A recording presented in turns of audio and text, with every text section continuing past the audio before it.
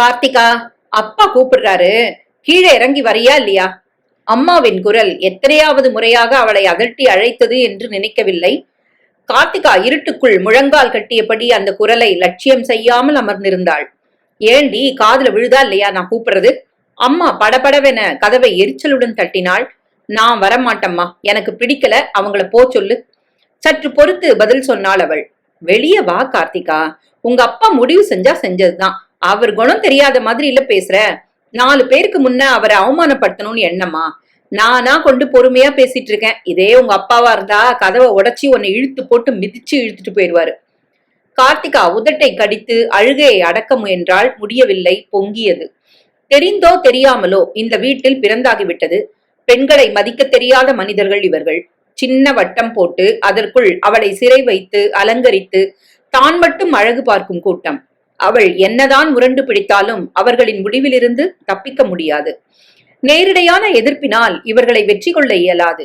வாக்கு பலமும் தேக பலமும் பிரயோஜனப்படாத நிலையில் புத்தி பலத்தை பிரயோகிப்பதில் தப்பில்லை. தந்திரமாகத்தான் இவர்களை ஜெயிக்க வேண்டும். அவள் எழுந்தாள். வேண்டா வெறுப்பாக கதவு திறந்தாள். இந்த புடவையும் நகையும் போட்டுட்டு சீக்கிரம் கீழே வா. அம்மா முழு அகலம் கரை போட்ட ஒரு பட்டுப்புடவையையும் விக்கிரகத்துக்கு சாத்துவது போல் விதவிதமான அட்டிகைகளையும் கொடுத்து விட்டு போனாள். கார்த்திகா எரிச்சலோடு அவற்றை பார்த்தாள். இல்லை, இப்போது எரிச்சல் பட்டு பயனில்லை. அவள் எழுந்து புடவையை அழகாக உடுத்தி கொண்டு நகையையும் அணிந்து கீழே வந்தாள். ஒரு கூட்டமே அவளை பார்ப்பதற்கு திரண்டு வந்து கூடம் முழுக்க அமர்ந்திருந்தது. அவள் யாரையும் ஏறிட்டு பார்க்காது இறுக்கமாக நின்றாள். சோஃபால வலது பக்க ஓரமா கோடு போட்ட ஷர்ட் போட்டு உட்கார்ந்துருக்கவர் தான் மாப்பிள, நல்லா பாத்துக்க. அம்மா அவள் காதருகில் சொல்லிவிட்டு போனாள். அவள் பார்க்கவில்லை, பார்க்க பிடிக்கவும் இல்லை. பிடிவாதமாக தரையை பார்த்தபடி நின்றாள் கார்த்திகா. ஜமகாலத்தின் பச்சை கிளிகளை எண்ணிக்கொண்டிருந்தாள். பல விழிகள் தன்னை வெறித்து நோக்குவதை உணர்ந்து கூசி போனாள். என்ன செஞ்சுக்கிட்டு இருக்கமா இப்போ? ஒரு பெண்மணி கேட்டாள். உங்க முன்னாடி நின்னுகிட்டு இருக்கேன், தெரியல? வெடுக்கென்று சொல்ல வேண்டும் போல் துருதுருத்த நாக்கை உள்ளேயே மடக்கி உதடு கடித்தபடி அழுத்தமாக நின்றாள். கூச்சம் போல அந்த அம்மாள் சமாளித்தாள். பிஎஸ்சி இப்பதான் எழுதியிருக்கா. மேல படிக்க வைக்க போறீங்களா? ஆமா என்று அவள் சொல்வதற்குள் அப்பா முந்திக் கொண்டார். அதெல்லாம் இல்லைங்க, என்ன படிச்சாலும் பொம்பளை பிள்ளைக்கு கடைசியில சமையல் கட்டு, புருஷன், குழந்தைகள் இதானே முக்கியம். எங்களுக்கு இவ ஒரே பொண்ணு, பையன் டாக்டருக்கு படிச்சிருக்கான். இவளை கட்டி கொடுத்துட்டோம்னா ஒரு பெரிய கடமையை முடிச்சாப்ல. வீட்டுல கன்னி பொண்ணு இருக்கிறதும் ஒண்ணுதான், இடுப்பு வேட்டியில நெருப்ப கட்டி இருக்கிறதும் ஒண்ணுதான். என்ன சொல்றீங்க? ரொம்ப சரி. சம்பாதிக்க ஆம்பளை, சமைச்சு போட பொம்பளை, இதான் என்னைக்குமே நல்லது. நாமெல்லாம் இப்படித்தானே இருக்கோம், நல்லா இல்லையா என்ன? சந்தோஷமா தானே இருக்கோம். அப்போ தாம்பூல மாத்திக்கிடுவோமா? மாப்பிள்ள கிட்ட கேட்டுட்டீங்களா? அவனுக்கு உங்க பொண்ணை பிடிச்சப்புறம் தானே பொண்ணு பார்க்கவே வந்தான். அப்புறம் என்ன, தாம்பூல தட்டு மாத்திக்க வேண்டியதுதான். பொண்ணு கிட்ட ஒரு வார்த்தை கேட்டுட்டீங்கல்ல? அட என்னங்க நீங்க, நமக்கு தெரியாதா நல்லதும் கெட்டதும்? அவன் நல்லா இருக்கணும் தானே இத்தனையும் செய்யறோம். அவர்கள் தீர்மானித்தார்கள். தாம்பூலத்தட்டை மாற்றிக்கொண்டார்கள். முகூர்த்த நாள் குறித்தார்கள். பிறகு சந்தோஷமாக டிஃபன் சாப்பிட அமர்ந்தார்கள். கார்த்திகா மாடிக்கு வந்து கதவை தாழிட்டு விட்டு கட்டிலில் அமர்ந்தாள். அழுகை வந்தது. இல்லை, அழுவது பலவீனத்தின் வெளிப்பாடு. புத்திசாலிகள் அழமாட்டார்கள், யோசிப்பார்கள், பிரச்சனைகளை சமாளிப்பார்கள். கத்தியின்றி யாருக்கும் ரத்தமின்றி யுத்தம் செய்வார்கள். அவள் யோசித்தாள். அந்த யோசனைக்கு பின்னணி இசை போல கீழே இருந்து பாத்திரங்களின் ஒலியும் மனிதர்களின் சிரிப்பொலியும் பேச்சொலியும் சன்னமாக கேட்டது. 1 மணி நேரத்துக்கு பின் ஓசைகள் அடங்கின. வெளியே கார்கள் புறப்பட்டு செல்லும் ஓசைகள் கிளம்பி தேய்ந்தன. தடதடவென அப்பா மாடி ஏறி வருவது கேட்டது. கதவை திறந்து கொண்டு உள்ளே வந்தார் அவர். கார்த்திகாவை முறைத்து பார்த்தார். என்ன நினைச்சிட்டு இருக்க உன் மனசுல? அவள் பேசாமல் இருந்தாள். தொலைச்சு கட்டிவிடுவேன், ஜாக்கிரதை. அவள் அதற்கும் சலனமின்றி இருந்தாள். கால காலத்துல பொம்பளை பிள்ளைய கட்டி கொடுக்கறதா எங்க கடமை, புரிஞ்சுதா? ஏன், என்ன குறை அவருக்கு? புரிஞ்சுதா? மாப்பிள்ளை யாரு, என்ன படிப்புன்னு தெரியும்ல? சொந்தமா கம்ப்யூட்டர் கம்பெனி வச்சு நடத்திக்கிட்டு இருக்கிறாரு. வருஷத்துக்கு 6 கோடி டர்ன் ஓவர். கசக்குதா உனக்கு? ஒழுங்கா தாலியை கட்டிக்கிட்டு அவனோட குடுத்தனம் நடத்தி நல்ல புடவையும் நகையுமா நாட்டாம பண்ணிட்டு இருக்க. கசக்குதா? வீட்டுல சமையலுக்கு ஒரு ஆளு, வீடு கூட்ட ஒரு ஆளுன்னு ஏவன குரலுக்கு வேலைக்கு தின்னுட்டு அவரோட வெளியே வாசல்ல போயிட்டு வந்துகிட்டு அவரை சந்தோஷப்படுத்திக்கிட்டு நீயும் சந்தோஷமா இருக்க போற. இதுக்கு வலிக்குதா உனக்கு? கார்த்திகா தலை குனிந்து நின்றிருந்தாள். ஒழுங்கா மரியாதையா இரு, சொல்லிட்டேன். பொம்பளைக்கு அழகு அனுசரிச்சு போறதுதான். கழுத்துல தாலி ஏறி 4 மாசம் வாழ்ந்து பாரு, அப்ப தெரியும் உங்க அப்பா உனக்கு நல்ல வாழ்க்கையத்தான் தேடி கொடுத்திருக்கேன்னு. அப்பா தடதடவென தன் பெருந்தேகம் சுமந்தபடி இறங்கி செல்ல அவர் பின்னே அம்மாவும் போனால் புயலடித்து ஓய்ந்தாற்போல் நிசப்தம் மூடியது அங்கு. கல்யாண ஏற்பாடுகள் ஒவ்வொன்றாய் துவங்கியது. நல்ல நாள் பார்த்து ஆச்சாரியை வீட்டிற்கு அழைத்து தாலிக்கு பொன் உருக்கினார்கள். மற்ற நகைகளும் வீட்டிலேயே வைத்து செய்ய ஆரம்பித்தார்கள். கார்த்திகா எல்லாவற்றையும் வேடிக்கை பார்த்தாள். அப்பா ஒரு வியாபாரி. கல்யாணம் கூட அவருக்கு வியாபாரம்தான். சேலத்தில் 4 தலைமுறையாய் பாத்திர வியாபாரம் செய்யும் குடும்பம் அவருடையது. அவரோடு பிறந்தவர்களுக்கும் அதே வியாபாரம்தான். அந்த குடும்பங்களில் பெண் என்பவள் சமையல் கட்டுக்கும் படுக்கை அறைக்கும் ஒரு அத்தியாவசிய பொருள், அவ்வளவே. ஆண்கள் சிரித்தால் அவர்கள் சிரிப்பார்கள், அவர்கள் முகம் சுழங்கி போனால் இவர்கள் வாய்ப்பொத்தி நிற்பார்கள். வெளியில் செல்லும் புருஷனுக்கு மேல் துண்டும் தோல் பையும் எடுத்து தந்து வழி அனுப்ப வேண்டும். வீட்டுக்கு வரும் புருஷனுக்கு குடிக்க நீரும் கொறிக்க பட்சணமும் தந்து உபசரிக்க வேண்டும். அவன் பேசினால் கேட்க வேண்டும், கேள்வி கேட்டால் கேட்ட கேள்விக்கு மட்டும் பதில் சொல்ல வேண்டும். அவன் அடித்தால் கன்னமும் முதுகும் காட்ட வேண்டும். அவன் அணியச் சொன்னால் கழுத்து நிறைய நன்றாக அணிந்து புன்னகை காட்ட வேண்டும். அவன் அவிழ்க்கச் சொன்னால் ஆடை களைய தயாராக இருக்க வேண்டும். அவன் ஆண்மையை நிரூபிக்க பிள்ளைகள் சுமந்து பெற்று போட வேண்டும். மொத்தத்தில் கடலில் விழுந்த மழை துளியாய் உருமாறி உப்பு கரித்து போகிறவள்தான் அவர்கள் பார்வையில் பெண் என்பவள். பெண்டாட்டி பட்டுப்புடவையும் கனம் கனமாய் நகையும் அணிந்திருந்தால் புருஷன் அவளை நன்றாக வைத்திருக்கிறான் என்று அர்த்தம். ஏய் என்று அவன் அழைப்பதை ஏற்றுக்கொள்ள எந்த பெண்ணும் சம்மதித்து விடுகிறாள். ஏன் இப்படி என்று யோசிக்கிற பெண் அவர்கள் பாஷையில் அடங்காப்பிடாரி. தன் சுயத்தை இழக்க விரும்பாதவள், திமிர் பிடித்தவள், குடும்பம் நடத்த லாயக்கற்றவள். கார்த்திகா எக்காரணம் கொண்டும் தன் சுயத்தை இழக்க விரும்பவில்லை. நடக்கிற காரியங்கள் அவர்கள் இஷ்டம் போல் நடக்கட்டும். சரியான சமயத்தில் அவள் தன்னை தற்காத்துக் கொள்வாள். கார்த்திகா காத்திருக்க தீர்மானித்தாள் அத்தகைய சமயத்துக்காக. நாளைக்கு காலையில காஞ்சிபுரம் போறோம், முகூர்த்த புடவை எடுக்க தயாராயிரு, அப்பா சொல்லிவிட்டு போனார். நான் வரல. நாக்கு நுனி வரை வந்த வார்த்தைகளை அடக்கி கொண்டாள். சிரித்து பேசினாள். புடவைகளை ஆர்வத்துடன் பார்த்தாள். 100 புடவை விரித்து பார்த்து 2 புடவை தேர்ந்தெடுத்தாள். எடுத்த புடவையை தோளில் போட்டு கண்ணாடியில் இப்படியும் அப்படியும் அழகு பார்த்தாள். அப்பா முகத்தில் கடுகடுப்பு குறைந்து ஒருவித சந்தோஷமும் அம்மா முகத்தில் நிம்மதியும் பரவிற்று. ஹோட்டலில் இது வேண்டும் அது வேண்டும் என்று ஆசையாய் அவள் கேட்டதை அவர் வாங்கித்தர திருப்தியாய் சாப்பிட்டாள். கலகலவென சிரித்து பேசினாள். கார் சேலம் நோக்கி புறப்பட்டது. வழியில் அம்மா இயற்கை உந்துதலை கழிக்க அவசரப்பட்டாள். எங்க வண்டியை எங்கேயாச்சும் நிறுத்துங்களேன், பாத்ரூம் போகணும். அவர் மாநகர வண்டிகள் டிஃபனுக்காக நிற்கும் இடத்தில் காரை நிறுத்தினார். அதோருக்கு பாரு, சில்லறையா எடுத்துட்டு போயிட்டு வாங்க. அம்மாவும் அவளும் அந்த பொது கழிப்பிடம் நோக்கி செல்ல அப்பா பஸ் ஸ்டாண்ட் கடையில் தொங்கிக் கொண்டிருந்த பத்திரிகை போஸ்டர்களை வாசித்தார். சற்று நேரம் கழித்து அம்மா முதலில் வந்தாள். அவங்க வருவா, உள்ளார கியூ நிக்குது. அவர்கள் வருகிற போகிற பஸ்களை வேடிக்கை பார்த்தபடி நின்றிருந்தார்கள். வெகு நேரமாகியும் அவள் வரவில்லை. சென்னை நோக்கி சென்று கொண்டிருந்த மாநகர விரைவு பேருந்து ஒன்றில் ஜன்னலோரம் அமர்ந்திருந்தாள் அவள். இன்னும் படபடப்பு குறையவில்லை. இந்த நேரம் அப்பா பஸ் ஸ்டாண்டையே 2 படுத்திக் கொண்டிருப்பார். அவள் வந்தது, புடவை எடுத்தது, அழகு பார்த்தது, பேசியது, சிரித்தது, டிஃபன் சாப்பிட்டது எல்லாமே நாடகம்தான் என உணர்ந்திருப்பார். ஆங்காரமும் அவமானமும் அவரை மூடியிருக்கும். நிச்சயம் அவர் அவளை சும்மா விட மாட்டார். தேடி கண்டுபிடித்து கழுத்தை நெரித்து கொள்ளும் வெறி கூடியிருக்கும். அவர் கையில் சிக்காமல் அத்தையிடம் போய் சேர்ந்து விட வேண்டும். அவர் வெறியும் கோபமும் அடங்கும் வரை அவர் கண்ணில் சிக்காமல் வாழ வேண்டும். சாதிக்க நினைக்கும் அனைத்தையும் சாதிக்க முயற்சிக்க வேண்டும். அத்தை எந்த அளவுக்கு பாதுகாப்பு கொடுப்பாள் என தெரியவில்லை. அவள் விருப்பம் மீறி அன்று முகூர்த்த நாள் குறிக்கப்பட்ட போது அதிலிருந்து தப்பிக்க ஒரு வழியும் தோன்றவில்லை அவளுக்கு. மூளையை கசக்கி கொண்டு யோசித்த போதுதான் அத்தை அவள் அறைக்கு வந்தாள். அவள் தோளில் ஆறுதலாய் கை வைத்தாள். இந்த கல்யாணத்துல உனக்கு இஷ்டம் இல்லையா கார்த்தி? இல்ல. ஏம்மா, மாப்பிள்ள பையன் நல்ல மரியாதையாத்தானே இருக்கான், அதுக்காக கழுத்தை நீட்டியே ஆகணுமா? எனக்குன்னு எந்த லட்சியமே இருக்கக்கூடாதா? சரி, உன் லட்சியம்தான் என்ன? எம்எஸ்சி பயோகெமிஸ்ட்ரி பண்ணணும், பிஹெச்டி பண்ணணும், ஒரு ஆராய்ச்சி கூடம் வச்சு நானே நிறைய மருந்துகள் கண்டுபிடிக்கணும், இன்னும் எவ்வளவோ. சரி பண்ணு, அத்தை சர்வசாதாரணமாக சொல்ல அவள் எரிச்சலோடு அத்தையை பார்த்தாள். எங்க புகுந்த வீட்டுக்கு போய் சமையல் அறையில ஆராய்ச்சி பண்ண சொல்றீங்களா? மேல படிங்கிற. எப்படி? தாம்பூலம் மாத்திரத நீயும் தானே வேடிக்கை பார்த்துக்கிட்டு இருந்த? வேடிக்கை பார்த்துட்டு இருந்தா ஒப்புக்கிட்டதா அர்த்தமாயிடுமா? கார்த்திகா வியப்போடு பார்த்தாள். என்ன சொல்ற? என் மேல உனக்கு நம்பிக்கை இருக்கா? எதுக்கு கேக்குற? நம்பிக்கை இருந்தா நான் சொல்றபடி கேளு. அத்தை மிக மிக சின்ன குரலில் அவளிடம் ஏதோ சொன்னாள். அன்று அவள் சொன்னபடி இதோ ஏமாற்றி விட்டு கிளம்பி ஆயிற்று. பாத்ரூம் போக வேண்டும் என்று இவள் சொல்வதற்கு முன் அம்மாவே சொல்லிவிட்டதால் ரொம்ப வசதியாகிவிட்டது. நடுவழியில் பஸ் ஓரிடத்தில் நின்றபோது அவசரமாக இறங்கி அத்தைக்கு ஒரு போன் பண்ணி தான் வந்து கொண்டிருக்கும் விஷயத்தை சொன்னாள். கவலைப்படாத, நான் காரோட பஸ் ஸ்டாண்ட்ல நிக்கிறேன். இப்ப எங்க இருக்க? திண்டிவனம் கிட்ட. எப்படியும் 2.5 மணி நேரம் ஆகும், நான் வந்துடுறேன். அத்தை போனை வைத்தாள். கார்த்திகா நிம்மதி அடைந்தாள். இரவு 10 மணி வாக்கில் பஸ் கோயம்பேட்டில் நின்றது. பிரம்மாண்டமான அந்த புதிய பஸ் ஸ்டாண்டை வியப்புடன் பார்த்தபடி இறங்கி நடந்தாள். ஏய் கார்த்தி! அத்தையின் குரல் பின்னால் எங்கோ கேட்டதும் முகம் மலர அவளை நோக்கி ஓடினாள். சட்டென்று கண்கள் உடைத்துக் கொண்டது. நான் தான் வந்துட்டேன்ல. அத்தை அவளை அணைத்துக் கொண்டாள். பயமா இருக்கு அத்தை. பயப்படுறவங்களால எதையும் சாதிக்க முடியாது, வா போலாம். அத்தையின் கார் நோக்கி நடந்தார்கள். அத்தை தானே காரை ஓட்டினாள். அப்பா போன் பண்ணுவாரா என்ன விசாரிச்சு?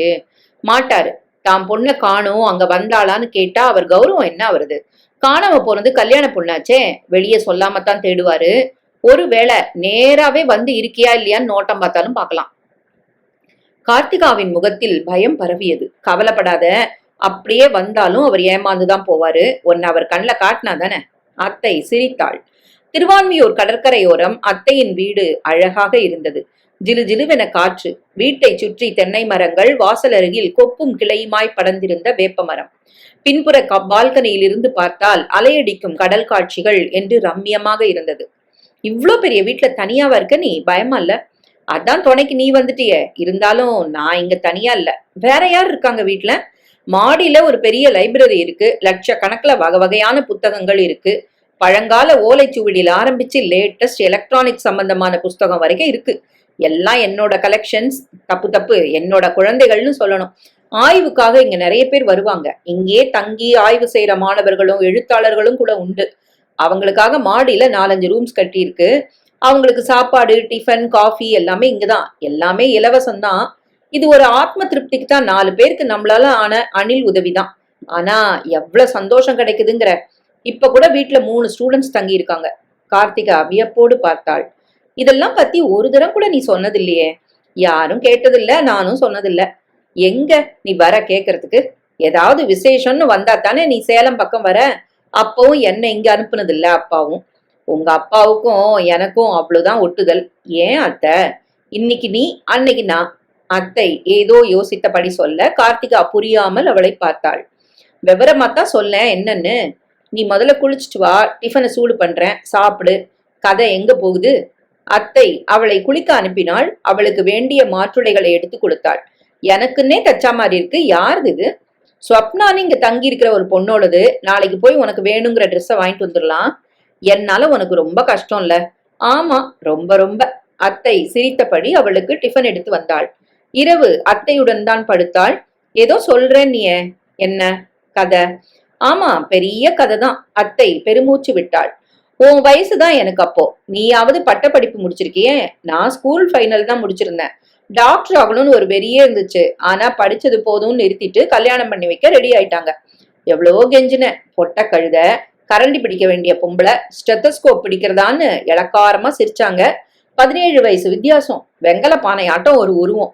மெட்ராஸ்ல பாத்திர கடை. சிரிப்புன்னா வீச என்ன விலைன்னு கேக்குற முகம். சட்டையை அவுத்தா கரடி மாதிரி உடம்பெல்லாம் முடி. அவனுக்கு நானும் கூட ஒரு பாத்திரம் தான். ராத்திரியானா கட்டுல வச்சுக்குவான். விடிஞ்சிட்டா சமையல் கட்டுல கடாசிட்டு போயிடுவான். யாருக்கும் விக்காம இருந்தானே, அதான் வித்தியாசம். 4 வருஷம் நரக வேதனை. நல்ல காலம், குழந்தை எதுவும் பிறக்கல. ஒரு நாள் கடையில இருந்து போன் ஓடுனேன். கல்லா மேலேயே குப்புற சரிஞ்சிருந்தான். Heart attack. எனக்கு அழுகையே வரல. புருஷன் சாவுக்கு உள்ளுக்குள்ள சந்தோஷப்பட்ட பொம்பளை அநேகமா நான் ஒருத்தியாத்தான் இருப்பேன். ஹார்ட் அட்டாக் வராம என்ன செய்யும்? கொஞ்சமாவா கொட்டிப்பான்? பாத்தி கட்டி வெட்டுவான். ஒரு கோழிய முழுசா திம்பான். அத்தனை திமிரும் என்கிட்ட காட்டுவான். காட்டெருமையோட குடுத்தனம் பண்ண ஃபீலிங் தான் இருந்துச்சு எனக்கு. இலக்கியம், இயற்கை, சங்கீதம், சினிமான்னு எந்த ரசனையுமே இல்லாத மிருகம். ஊருக்கா கூட அழலன்னா. 16 வயசுல கல்யாணம், 20ல விடும். பேக் டு த பெவிலியன்னு பிறந்த வீட்டுக்கு வந்துட்டேன். படிக்கட்டுமான ஆசையோட கேட்டேன். அண்ணனும் அப்பாவும் ஏதோ கொலையே செஞ்சுட்டாப்ல என்னையே பார்த்தாங்க. பேசாம வீட்டுல கடை, கடைசி வரைக்கும் கஞ்சி ஊத்தும் அவங்க அண்ணன். சாப்பிட்டுட்டு ஏதாச்சும் வீட்டு வேலை செஞ்சுக்கிட்டு விழுந்து கடைன்னாரு அப்பா. அன்னைக்கு நான் இருந்த நிலையில என்னால எதையுமே எதிர்க்க முடியல. யாரையும் விரோதிச்சுக்கவும் முடியல. 20 வயசுக்கு பெரிய தைரியம் எல்லாம் கிடையாது. பாத்ரூம்ல நின்னு அழுவேன். காலையில எந்திரிச்சு 10 பாத்திரம் தேய்க்கிறதுல இருந்து ராத்திரி அடுப்பு மேடைய கழுவுற வரைக்கும் மாடு மாதிரி வேலை செய்வேன். அப்பதான் ஒரு நாள் அந்த மனுஷன் வீட்டுக்கு வந்தாரு. யாரு? சபாபதினு பேரு, ஸ்கூல் டீச்சர். ஒரே ஊர்க்காரர் தான், பழக்கம் இல்லாட்டியும் எல்லாருக்கும் தெரிஞ்சவர் தான். ஒரு நாள் வெத்தலை பழம் பூவோட வீட்டுக்கு வந்து, உங்க பொண்ணை எனக்கு கட்டி கொடுங்கன்னு என்ன பொண்ணு கேட்டாரு. வீடே ஆடி போயிருச்சு. படிக்கிறதே தப்புன்னு நினைக்கிற பழமவாதிகள் கிட்ட போய் யாராவது மறு விவாகம் பத்தி பேசுவாங்களா? அவர் கொண்டு வந்த தட்டு எகிரி போய் விழுந்துச்சு. தெரு முழுக்க பழமும் பூவும் வெத்தலையும் பாக்கும் செதறிடுச்சு. என்ன தைரியம்டா நாயே உனக்குன்னு அண்ணன் அருவாளை எடுத்துட்டான். ஊர்க்காரங்கள்லாம் கூடி அவனை சமாதானப்படுத்தி பஞ்சாயத்து பேசினாங்க. அந்த மனுஷனை ஊரை விட்டே போயிடணும்னு உத்தரவு போட்டாங்க. அப்ப கூட அந்த மனுஷன் பரிதாபமா என்ன பார்த்தாரு. என்னால என்ன செய்ய முடியும், போகத்தான் விடுவாங்களா என்ன? என் மனசை மட்டும் அனுப்பிட்டு உடம்ப வீட்டுக்குள்ளேயே கொண்டு போனேன். அத்தை நிறுத்த கார்த்திகா மூச்சு விட கூட மறந்தாள். பிரமிப்புடன் பார்த்து கொண்டிருந்தாள் அத்தையை. காதல்ங்கிற உணர்வை அனுபவத்துல அப்பதான் அறிஞ்சேன். அடேங்கப்பா, என்ன ஏதோ இது. நம்மள விரும்புறவனை நம்ம மனசும் விரும்புதுங்கிற போது ஏற்படுற சுகம் இருக்கே, அதை விவரிக்க முடியாது. அதுக்கப்புறம் அவரை பார்க்கலையா? வீட்டை விட்டு எப்படி வெளியில போனீங்க? ஒண்ணு சேர்ந்தாதான் காதலா? இன்னை வரைக்கும் நினைச்சிட்டே இருக்கனே, போராதா? வீட்டை விட்டு தனியா எப்படி வந்து வாழறன்னு கேட்டல, சொல்றேன். அதுக்கு அடுத்த வருஷம் அப்பா செத்துட்டாரு. அதே நேரம் என் புருஷன் வீட்லயும் பாகப்பிரிவினை நடந்து என் பங்கு தொகையா 10 லட்சம் ரூபா கொடுத்தாங்க. அது கம்மின்னு எல்லாரும் பேசிக்கிட்டாங்க. நியாயமா 30 லட்சம் வந்திருக்கணும். எனக்கு 10 பெருசா தோணுச்சு. புருஷனால எனக்கு கிடைச்ச ஒரே பலன். பணம்னு கொஞ்சம் வந்ததும் தைரியமும் வந்துச்சு. நான் தனியா போக விரும்புறேன்னு அண்ணன் கிட்ட சொன்னேன். அவருக்கு என்னை அனுப்ப இஷ்டம் இல்ல. 10 லட்சம் ஆச்சே, ஆனா இனியும் என்னை கட்டுப்படுத்த முடியாதுன்னு தோணுன உடனே ஓ இஷ்டம்னுட்டாரு. எங்கேயும் போய் கெட்டு சீரழிஞ்சு எங்க கௌரவத்தை குலைச்சிடாதன்னு அட்வைஸ் வேற. நான் எதுவும் பேசல. ஒரு மேல் ஷாவினிஸ்டுக்கு பதில் சொல்லவும் விரும்பல. அதுக்கு பதிலா அவனுக்கு ஒரு ஷாக் கொடுத்தேன். அப்பாவோட சொத்துல பங்கு கேட்டு வக்கீல் நோட்டீஸ் ஒண்ணு அனுப்புனேன். ஆடி போயிட்டான். ஆத்திரத்தோடு வந்து கத்துனான். வக்கீல் கோர்ட்டுக்கு போகாம எங்களுக்குள்ள சமரசம் பண்ணி வச்சாரு. 5 லட்சம் ரூபாய் எனக்கு வாங்கி கொடுத்தாரு. அப்புறம்தான் மெட்ராஸ் வந்து இந்த வீட்டை வாங்கினேன். அப்ப சாதாரணமா தான் இருந்தது, விலையும் கம்மி தான். நிறைய கஷ்டப்பட்டதாலேயே நிறைய தைரியத்தை வளர்த்துட்டேன். வீட்டை வாடகைக்கு விட்டுட்டு ஒரு ஹாஸ்டல்ல சேர்ந்து படிக்க ஆரம்பிச்சேன். கடந்து போன கசப்ப சம்பவங்களை மறக்க நிறைய புஸ்தகங்களை தேடி தேடி படிக்க ஆரம்பிச்சேன். அப்ப ஆரம்பிச்சதுதான் இந்த புஸ்தக சேமிப்பு. தமிழ் இலக்கியத்துல PhD முடிச்சேன். கல்லூரி ஒண்ணுல லெக்சரர் போஸ்ட் கிடைச்சு இப்ப டிபார்ட்மெண்ட் ஹெட்டா இருக்கேன். சபாபதி அப்புறம் இல்ல பார்க்கல. என் கவனம் காதல் எல்லாத்தையும் புஸ்தகங்கள் மேல திசை திருப்பிட்டேன்னு சொல்லலாம். ஏதோ ஒரு விதத்துல சுவாரஸ்யமா ஓடிட்டு இருக்கு வாழ்க்கை. புதுசு புதுசா மாணவர்களும் ஆராய்ச்சியாளர்களும் வந்துகிட்டு இருக்காங்க. நட்புங்கிற வலை தினம் தினம் விரியுது. நான் தனியாத்தான் இருக்கேன். இவ்ளோ படிச்சு இவ்ளோ சம்பாதிச்சு கௌரவமா இருக்கேன்னு தெரிஞ்சப்புறம்தான் அண்ணன் மறுபடியும் முகம் கொடுத்து பேச ஆரம்பிச்சாரு. சௌக்கியமானு எப்பவாச்சும் விசாரிப்பாரு. உன் நிச்சயதார்த்தத்துக்கு அதிசயமா கூப்பிட்டாரு. வரணுமான்னு தான் நான் முதல்ல யோசிச்சேன். அத்தைன்னு நான் எப்பவாச்சும் வரும்போது என் கழுத்தை கட்டிக்கிட்டு கொஞ்சுவியே, உனக்காக வரணும்னு தோணுச்சு. வந்தேன். வந்தப்புறம் தான் தெரிஞ்சது எங்க அண்ணன் மாறவே இல்லைன்னு. வந்தது நல்லதா போச்சுன்னு அப்புறம் தோணுச்சு. அத்தை நிறுத்தி விட்டு அவளை புன்னகையுடன் பார்த்தாள். நம்ம குடும்பத்துக்கு ஒரு செல்வி போதும் கார்த்தி. கஷ்டம்லாம் என்னோட போட்டோம். நீயாவது நல்லபடியா இரு. நீ இஷ்டப்பட்டதை படி. இஷ்டப்பட்டவனை கட்டிக்கிட்டு இஷ்டம் போல சந்தோஷமா இரு. கட்டாயப்படுத்தி மருந்து கொடுக்கலாம், கல்யாணம் செஞ்சு வைக்க கூடாது அப்படிங்கிற என் அனுபவத்துல இருந்து நான் புரிஞ்சுக்கிட்ட உண்மை. அதனாலதான் தைரியமா உன்னை தப்பிச்சுவான்னு சொன்னேன். கொஞ்ச நாள் இங்க மறைஞ்சிரு. அப்புறம் உனக்கு என்ன படிக்கணுமோ படி. அதுக்கப்புறம் என்ன செய்யணுமோ செய். கல்யாணங்கிறது உன் தனிப்பட்ட உரிமை. உன்னை யாரும் கட்டாயப்படுத்த முடியாது. காதல் கல்யாணமோ இல்ல அரேஞ்ச்டு மேரேஜோங்கிறது கூட நீ தான் டிசைட் பண்ணணும். கார்த்திகா நன்றியோடு அத்தையை கட்டி கொண்டாள். அத்தை சொன்னது போலவே அப்பா 2வது நாளே வந்து விட்டார். ஏதோ வேலையாய் வந்தது போல் சொன்னவரது கண்கள் வீடு முழுக்க அவள் இருக்கிறாளா என்று வேவு பார்த்தது. வீட்டை சுற்றி பார்ப்பது போல் அறையறையாய் அவளை தேடியது. லைப்ரரிக்குள் இருந்த ஒரு இருட்டான அறையில் அவள் இருந்தாள். அங்கே ஒரு அறை இருப்பதை மறைத்து அத்தை புத்தக அலமாரி ஒன்றை தள்ளி வைத்திருந்தாள். அவள் அங்கு இல்லை என எண்ணி அவர் கிளம்பி விட்டார். கார்த்திகாவையும் கூட்டு வந்திருக்கலாம். கல்யாணத்துக்கு முன்னால ஒரு வாரம் இங்க வச்சுக்கிட்டு அனுப்புவேன்ல. அத்தை அப்பாவியாய் கேட்டாள். அவர் அசட்டு புன்னகையோடு காரில் ஏறினார். கார் மறைந்ததும் அத்தை மாடிக்கு வந்தாள். கார்த்திகா இருந்த அறையை திறந்தாள். இன்னும் கொஞ்ச நாள் நாம ஜாக்கிரதையா இருக்கணும். அண்ணன் மறுபடியும் வரமாட்டாருன்னு நிச்சயமா சொல்ல முடியாது. எனக்கு பயமா இருக்கு அத்தை. என்ன பயம்? அப்பா அவமானம் தாங்க மாட்டாரு. மாப்பிள்ளை வீட்டுக்காரங்க கிட்ட என்ன சொல்றதுன்னு புரியாம, சொல்ல தைரியம் வராம ஏதாவது தப்பான முடிவுக்கு போயிட்டா மாட்டாரு. நான் ஒண்ணு செய்யறேன். இன்னும் ஒரு வாரம் கழிச்சு கல்யாண ஏற்பாடுகளை விசாரிக்க போறாப்புல அங்க போறேன். அங்கேயே ஒரு வாரம் இருந்து அங்க எந்த பிரச்சனையும் வராம பாத்துக்கிறேன். அண்ணனை சமாதானப்படுத்துறேன். இங்க உனக்கு துணையா நிறைய பேர் இருக்காங்க, சமயக்காரமா வேற இருக்காங்க. வேளா வேலைக்கு சாப்பிடு, புக்ஸ் படி, பொழுது போயிடும். அப்பப்போ நான் போன் பண்ணி நிலவரத்தை சொல்றேன், சரியா? கார்த்திகா தலையசைத்தாள். அதற்கடுத்த வாரம் செல்வி அத்தை சேலத்துக்கு கிளம்பி சென்றாள். அவளை பார்த்ததும் அண்ணன் அண்ணியின் முகம் மாறியது. ஒரு செமினாருக்காக இந்த பக்கம் வந்தோம். அப்படியே கார்த்திக் பிடிச்சாப்புல அவ கல்யாணத்துக்கு என் வகையா ஏதாவது ஒரு செட் நகை வாங்கி கொடுத்துட்டு போலாமேன்னு வந்தேன். செல்வி தான் வாங்கி வந்த பழக்கூடையை அண்ணியிடம் நீட்டியபடி சொன்னாள். அண்ணனும் அண்ணியும் ஒருவரை ஒருவர் பார்த்து கொண்டார்கள். அப்புறம் கல்யாண ஏற்பாடெல்லாம் எவ்வளவு தூரத்துல இருக்குன்னு நான் ஏதாச்சும் செய்யணுமா? பாரேன், இங்கே வந்து இருந்து உங்களுக்கு உபகாரம் ஏதாவது செய்யலாம்னா லீவ் எங்க கிடைக்குது? இப்பதான் வர முடியுது. இனி 4 நாள் எனக்கு லீவு தான். இங்கதான் இருக்க போறேன். என்ன செய்யணும்னு சொல்லுங்க. கார்த்திக் கல்யாணத்தை ஜாம் ஜாம் நடத்திடுவோம். ஒன்றுமே தெரியாதது போல அவள் படு சகஜமாக பேச அண்ணி நம்பிவிட்டாள். உடைந்து அழுதாள். அண்ணன் துவண்டு அமர்ந்தார். செல்வி பதறினாள். என்னாச்சு அண்ணி, ஏன் அழறீங்க? யாருக்கு என்ன? இல்ல ஏதாவது கொல்ல போயிருச்சா? அட சொன்னாத்தானே ஏதாவது செய்யலாம். கொல்லதாமா போயிடுச்சு. எங்க மானம் மரியாதை எல்லாம். என்ன அண்ணி சொல்றீங்க? விவரமா சொல்லுங்களேன். என்னத்த சொல்றது செல்வி? அண்ணி அழுதபடி நடந்ததை சொல்ல செல்வி இன்னும் அதிகமாக பதறினாள். அட கடவுளே, இப்படியா செய்யும் இந்த பொண்ணு? ஏன் அண்ணி, அவ யாரையாச்சும் விரும்பி இருந்து நீங்க மறுத்துட்டீங்களா? அதெல்லாம் இல்ல, மேல படிக்கணும்னு சொன்னா. பொட்ட பிள்ளை எத்தனை படிச்சாலும் சமைச்சு போடத்தானே போறா, அதுக்கு எதுக்குடி படிப்பு? பேசாம இருந்தாரு உங்க அண்ணன். கட்டாயப்படுத்தித்தான் நிச்சயமே பண்ணோம். தாலி ஏறிட்டா சரியா போயிடும் நினைச்சோம். பாவி மவ, இப்படி காணாம போய் கழுத்திருப்பான்னு கனவுல கூட நினைச்சதில்ல. இன்னும் மாப்பிள்ளை வீட்டுக்காரங்களுக்கு கூட தகவல் சொல்லல. எப்படியும் திரும்பி வந்துருவா, அதுக்குள்ள ஊரை கூட்டவானான்னு நினைச்சோம். மானம் போனா திரும்பி வருமா சொல்லு? இப்ப முகூர்த்த நாள் வேற நெருங்கிக்கிட்டு இருக்கு. இந்த பொண்ணு எங்க இருக்கானே தெரியல. மாப்பிள்ளை வீட்டை எப்படி சமாளிக்க போறோம்? ஊர் வாயை எப்படி மூட போறோம்னு ஒண்ணுமே புரியல. பைத்தியம் பிடிக்கிறாப்புல இருக்கு. உங்க அண்ணனை பார்த்தா எனக்கு பயமா இருக்குது. இப்படியாவும் தெரிஞ்சிருந்தா பேசாம படினே விட்டுருப்போமே. கட்டாயப்படுத்தி நிச்சயம் பண்ணீங்களா? அவ சம்மதத்தோட இல்ல நடக்குதுன்னு நினைச்சேன். ஏன்னு நீங்கள்லாம் மாறவே மாட்டீங்களா? அன்னைக்கு என்னையும் இப்படித்தான் அவசர அவசரமா கட்டி கொடுத்தீங்க. நான் பட்ட அவஸ்தையெல்லாம் போதாதாக்கும். அன்னைக்கு எனக்கும் இப்படித்தான் இருந்துச்சு. என்ன, எனக்கு ஓடி போகவும் தைரியம் இல்ல, உசுர விடவும் தைரியம் இல்ல. உங்க கையில பொம்மையாட்டம் இருந்தேன். கார்த்தி இந்த காலத்து பொண்ணு, கவலைப்படாத. ஏதோ கோவத்துல போயிருப்பா. முகூர்த்த நாள் தவறுனதும் தானா வந்துருவா. பாரு, அவளுக்கு இஷ்டம் இல்லைன்னு தெரிஞ்சும் நீ இந்த கல்யாணத்தை ஏற்பாடு பண்ணிருக்க கூடாது. முதல்ல போய் மாப்பிள்ளை வீட்டுக்காரங்க கிட்ட விஷயத்த சொல்லு. பொண்ணுக்கு இப்ப கல்யாணத்துல இஷ்டம் இல்ல, மேல படிக்கணுங்கிறா. கல்யாணத்தை ஒரு 3-4 வருஷம் தள்ளி வச்சுக்கோன்னு சொல்லி பாரு. அதுக்குள்ள கார்த்தியை கண்டுபிடிச்சு அவ மனசை மாத்த முயற்சிக்கலாம். அவ இஷ்டத்துக்கு நாம போனா நம்ம இஷ்டத்துக்கு அவளும் கண்டிப்பா இறங்கி வருவா. அவங்க இதுக்கு ஒத்துக்கணுமே. நான் பேசுறேன் மாப்பிள்ளை கிட்ட. வாங்கண்ண, எல்லாம் நல்லதுக்குன்னு நினைங்க.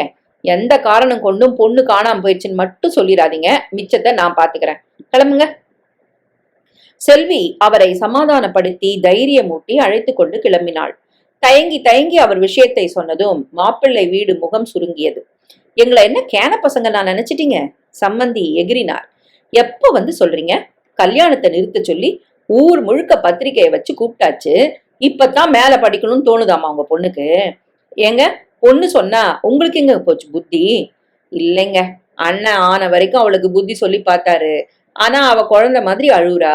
நான் என்ன நகையா புடவையா கேட்டேன்? படிக்கணும் தானே கேக்குறேன். படிக்கிறதுன்னு அவ்வளவு பெரிய குத்தமானு கேக்குது. சரி, அதுக்கு என்ன, படிச்சுட்டு போட்டோம். நாங்களே படிக்க வைக்கிறோம். அதுக்கு எதுக்காக கல்யாணத்தை நிறுத்தணும்? அது பாட்டுக்கு நடக்கட்டுமே. நாங்களும் இதைத்தாங்க சொன்னோம். ஆனா கல்யாணம் நைட்டா படிக்க முடியாதுன்னு பயப்படுறா. நடந்த நிச்சயதார்த்தம் அப்படியே இருக்கட்டும், கல்யாணத்தை மட்டும் கொஞ்சம் தள்ளி வைங்கன்னு கெஞ்சிரா. நாங்க முடியாதுன்னு சொன்னா அசட்டு பிசட்டுன்னு ஏதாவது முடிவுக்கு போயிடக்கூடாது பாருங்க. யார பத்தியும் நாம கவலைப்பட வேண்டாம். பேப்பர்ல ஒரு அறிவிப்பு கொடுத்துருவோம். 2 பேருமே சேர்ந்து கல்யாணத்தை தள்ளி வச்சிருக்கு, தேதி பின்னர் அறிவிக்கப்படும்னு செல்வி சொல்ல அவர் முகம் சிவக்க எழுந்தார். எழுந்து போங்கம்மா 2 பேரும் இங்க இருந்து. என்ன நினைச்சீங்க? என்ன, என் பையன் எதுக்கு 2-3 வருஷம் காத்திருக்கணும்? உங்க பொண்ணு என்ன பெரிய ரதியா ரம்பையா? இல்ல 2 பேருக்கும் நடுவுல காதலா கத்திரிக்காயா காத்திருக்கிறதுக்கு? உங்க பொண்ணுக்கு இஷ்டம் இல்லாட்டி போங்க, தாராளமா படிக்க வைங்க. ஆனா என் பையனுக்கு இனி அவ வேண்டாம். ஊர்ல லட்சம் பொண்ணுங்க இருக்காங்க. நாங்க பார்த்து அவனுக்கு கட்டி வச்சுக்கிறோம். நீங்க நடைய கட்டுங்க. நல்ல சம்பந்தம் பேசி முடிச்சோம் பாருங்க, எங்களுக்கு வேணும். அண்ணன் அவமானத்தில் துவண்டு போய் செல்வியை பார்த்தார். செல்வி அவர்களிடம் ஏதோ சொல்ல வாயெடுக்க அவர் போதும் என்பது போல் கை குவித்து அவர்கள் இருவரையும் போகச் சொன்னார். இதுக்கு அவ என்ன விஷம் கொடுத்து கொன்னுட்டு கல்யாணத்தை நிறுத்திருக்கலாம், இப்படி அவமானம் பண்ணுன்னு ஆக்கிட்டாளே. விடுன்ன, அவங்களுக்கு லட்சம் பொண்ணுங்கன்னா நம்மளுக்கும் லட்சம் பையங்க. கடவுள் கார்த்திக்குன்னு முடிச்சு போட்டு கண்டிப்பா யாரையாச்சும் படைச்சிருப்பான். இவன் அவன் இல்லைன்னு நினைச்சு விட்டுறலாம். நீ முதல்ல அவளை கண்டுபிடிக்க பாரு. எதுக்கு? என்னென்ன இப்படி கேக்குற? மாட்டேன். எனக்கு இனி அவ பொண்ணு இல்ல. என்னைக்கு என்னை ஏமாத்திட்டு போனாலோ அன்னைக்கே அவ செத்துட்டா. என் மானத்தை வீதிக்கு கொண்டு வந்தவ என் பொண்ணு இல்ல, போனோம். அவளுக்காக இனி பறிஞ்சு பேசின உனக்கும் ஒரு முழுக்கு போட்டுருவேன். அண்ணன் அடிக்குரலில் உருமினார். அன்று முழுக்க அங்கிருந்து விட்டு மிகுந்த மன வருத்தத்துடன் கிளம்புகிறவள் போல கிளம்பினாள். ஸ்டேஷனில் அவளை சந்திக்க ஒரு ஜீவன் காத்திருந்தது. மாப்பிள்ளை பையன். அவனை பார்த்ததும் செல்வி வியப்போடு நின்றாள். என்ன அர்த்த, ஒரு வாரமாகும்னு சொல்லிட்டு போன, 2 நாள்ல வந்துட்ட. அங்க பிரச்சனை எதுவும் இல்லையே? கார்த்தி கவலையோடு கேட்டாள். நான் பயந்த அளவுக்கு இல்ல. மாப்பிள்ளை வீட்டுக்காரங்க கிட்ட போய் நானும் அண்ணனும் பேசினோம். கல்யாணத்தை 3-4 வருஷம் தள்ளி வச்சுப்பாமான்னு கேட்டேன். நான் தான் பையனை பிடிக்கலங்கிறேன், எதுக்கு தள்ளி வச்சுக்கலாமான்னு கேட்டேன். அது சரி, உனக்கு பிடிக்கலன்னா பட்ட வர்த்தனமாவா சில்லு தெரிச்சாப்புல பல சொல்லுவாங்க. எப்படியும் அவங்க மாத்திரப்படாம இருக்க மாட்டாங்க. மறுபடியும் உன்னையே தம் பிள்ளைக்கு கட்டி வைக்கிறேன்னா ஒப்புக்குவாங்க. அதனாலதான் அப்படி சொன்னேன். நான் நினைச்சாப்புலயே அவங்களும் சொல்லிட்டாங்க, உங்க பொண்ணை விட்டா ஊர்ல பொண்ணா இல்ல, என் பையன் அழகுக்கும் படிப்புக்கும் 1000 பொண்ணுங்க வரிசையில நிப்பாங்க, அதுல உன்னை புடிச்சு கட்டி வச்சுக்கிறோம், போயிட்டு வாங்கன்னு சொல்லிட்டாங்க. அத்தை சொல்ல கார்த்திகா நிம்மதி பெருமூச்சு விட்டாள். அதனால நீ நிம்மதியா இரு, என்ன படிக்கணுமோ படி, பணத்தை பத்தி கவலைப்படாத. ஆண்டவன் புண்ணியத்துல இங்க அதுக்கு பஞ்சம் இல்ல. எத்தனையோ பசங்களுக்கு இந்த வீடு அவங்க படிப்புக்கும் பட்டம் வாங்கவும் உதவியா இருந்திருக்கு. என் வீட்டு குழந்தைக்கு அது உதவாதா? அப்பா வேற ஏதாவது சொன்னாரா? உனக்கு தலைய முழுகிட்டேன்னாரு. முழுகட்டுமே, இவரை சந்தோஷப்படுத்தணுங்கிறதுக்காக என் வாழ்க்கையை நான் பாழடிச்சுக்கணுமாக்கும். பாத்தியா, டென்ஷன் ஆவறியே. எப்போ அவங்க வேணாம், உன் வாழ்க்கை தான் முக்கியம்னு வெளியே வந்துட்டியோ அப்புறம் எதுக்கு அதை பத்தி பேசணும்? நாளைக்கு என் கூட காலேஜுக்கு வா, அப்ளிகேஷன் வாங்கி தரேன், ஃபில்அப் பண்ணி கொடு, படிக்கிறதுக்கு தயாராயிரு. வேற எந்த சஞ்சலமும் இப்ப வேணாம், சரியா? அத்தை அவளை உற்சாகப்படுத்தி விட்டு குளிக்க போனாள். கார்த்திகா மாடியிலிருந்து நூலகத்துக்கு வந்து ஒவ்வொரு அடுக்காய் பார்த்தபடி மெல்ல நடந்தாள். சில புத்தகங்களை எடுத்து பிரித்து பார்த்தாள். அங்கேயே தங்கி ஆராய்ச்சி செய்து கொண்டிருந்த 2 மாணவிகள் அவளை பார்த்து புன்னகைத்தார்கள். எங்கிருந்து வந்திருக்க விசாரித்தார்கள். இது எங்க அத்தை வீடு, ஆனா நான் படிக்கத்தான் வந்திருக்கேன். ஓ, அவர்கள் சிநேகமாக சிரித்தார்கள். கார்த்திகா அவர்களை பற்றி அவர்கள் ஆய்வை பற்றி விசாரித்தாள். அரை மணியில் அவர்கள் சிநேகமாகி விட்டார்கள். மறுநாள் அத்தையுடன் கல்லூரிக்கு போய்விட்டு அப்ளிகேஷன் நிரப்பி கொடுத்து விட்டு கிளம்பினாள். அத்தைக்கு வகுப்புகள் இருந்ததால் அவளை வீட்டுக்கு போக சொல்லிவிட்டாள். பஸ் பிடித்து கார்த்திகா வீட்டுக்கு வந்த போது வாசலில் இளைஞன் ஒருவன் நின்றிருந்தான். ஆராய்ச்சி விஷயமா வந்திருக்கீங்களா விசாரித்தாள். ஆமா, செல்வி மேடம் இல்லையா?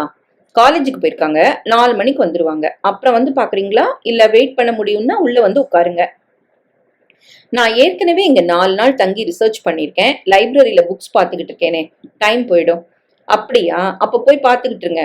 அவள் அவனை அனுப்பிவிட்டு தன் அறைக்கு வந்தாள். 4 மணிக்கு அத்தை வந்த பிறகு அவனை பற்றி சொன்னாள். ஓ பாபுவா, ஆமா வரேன்னு சொல்லியிருந்தான், நான் தான் மறந்துட்டேன். நல்ல பையன், வெரி பிரில்லியன்ட். இரு, நான் அவனை பார்த்துட்டு வரேன். அத்தை மாடி ஏறினவள் சற்று நின்று திரும்பினாள். நீயும் வாயேன், பாபு அறிமுகப்படுத்துறேன், உன் படிப்புக்கு அவன் நட்பு தேவைப்படும். அத்தை அழைக்க மறுக்காமல் அவள் பின்னால் சென்றாள். புத்தகம் ஏதோ வாசித்துக் கொண்டிருந்தவன் அவர்களை கண்டதும் சட்டென்று எழுந்தான். அத்தையை பார்த்து வணக்கம் சொன்னான். இது கார்த்திகா, எங்க அண்ணன் பொண்ணு. தெரியும். எப்படி? நான் வரும்போது இவங்கதான் இருந்தாங்க, ஆனா ஊர் பேரெல்லாம் தெரியாது. இது பாபு. கார்த்திகா கம்ப்யூட்டர் இன்ஜினியர், ஆனா பயோ கெமிஸ்ட்ரிலயும் ரொம்ப ஈடுபாடு. அதுல படிச்சு பட்டம் வாங்காட்டியும் தானா படிச்சு நிறைய தெரிஞ்சு வச்சிருக்கிறாரு. பாபு, இவ எம்எஸ்சி பயோ கெமிஸ்ட்ரி தான் படிக்க போறா. சொந்தமா மருந்து கண்டுபிடிக்கணும்னு எல்லாம் நிறைய ஆசை உண்டு. அப்படியா? கண்டிப்பா மருந்து கண்டுபிடிப்பாங்கன்னு தோணுது. எப்படி சொல்ற? கண்ணுல தெரியிற ஆர்வத்தை வச்சுதான். கார்த்திகா அவனை விழிமலர பார்த்தாள். அந்த வினாடி அவனிடம் ஒரு சிநேகம் தொற்றிக்கொண்டது.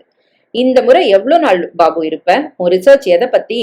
சங்க இலக்கியம் துவங்கி தமிழ் மொழியோட வளர்ச்சி, மாறுதல்கள், பிறமொழி சேர்க்கைகள், கம்ப்யூட்டர்ல தமிழ் எந்த அளவுக்கெல்லாம் வளர்ச்சி அடைய போகுது, இத பத்தியெல்லாம் ஒரு நீண்ட ஆராய்ச்சி, தெளிவான ரிப்போர்ட் தயாரிக்கிற வரைக்கும் இங்கத்தான் ஒரு 4-5 மாசம் கூட இருக்க வேண்டி வரலாம். உங்களுக்கு ஒன்றும் கஷ்டம் இல்லையே? எனக்கு என்ன கஷ்டம்? 4 பேர் வந்து படிக்கணும், குறிப்பெடுத்துக்கணும், அறிவை வளர்த்துக்கணும் தானே இந்த நூலகத்தை நடத்திக்கிட்டு இருக்கேன்.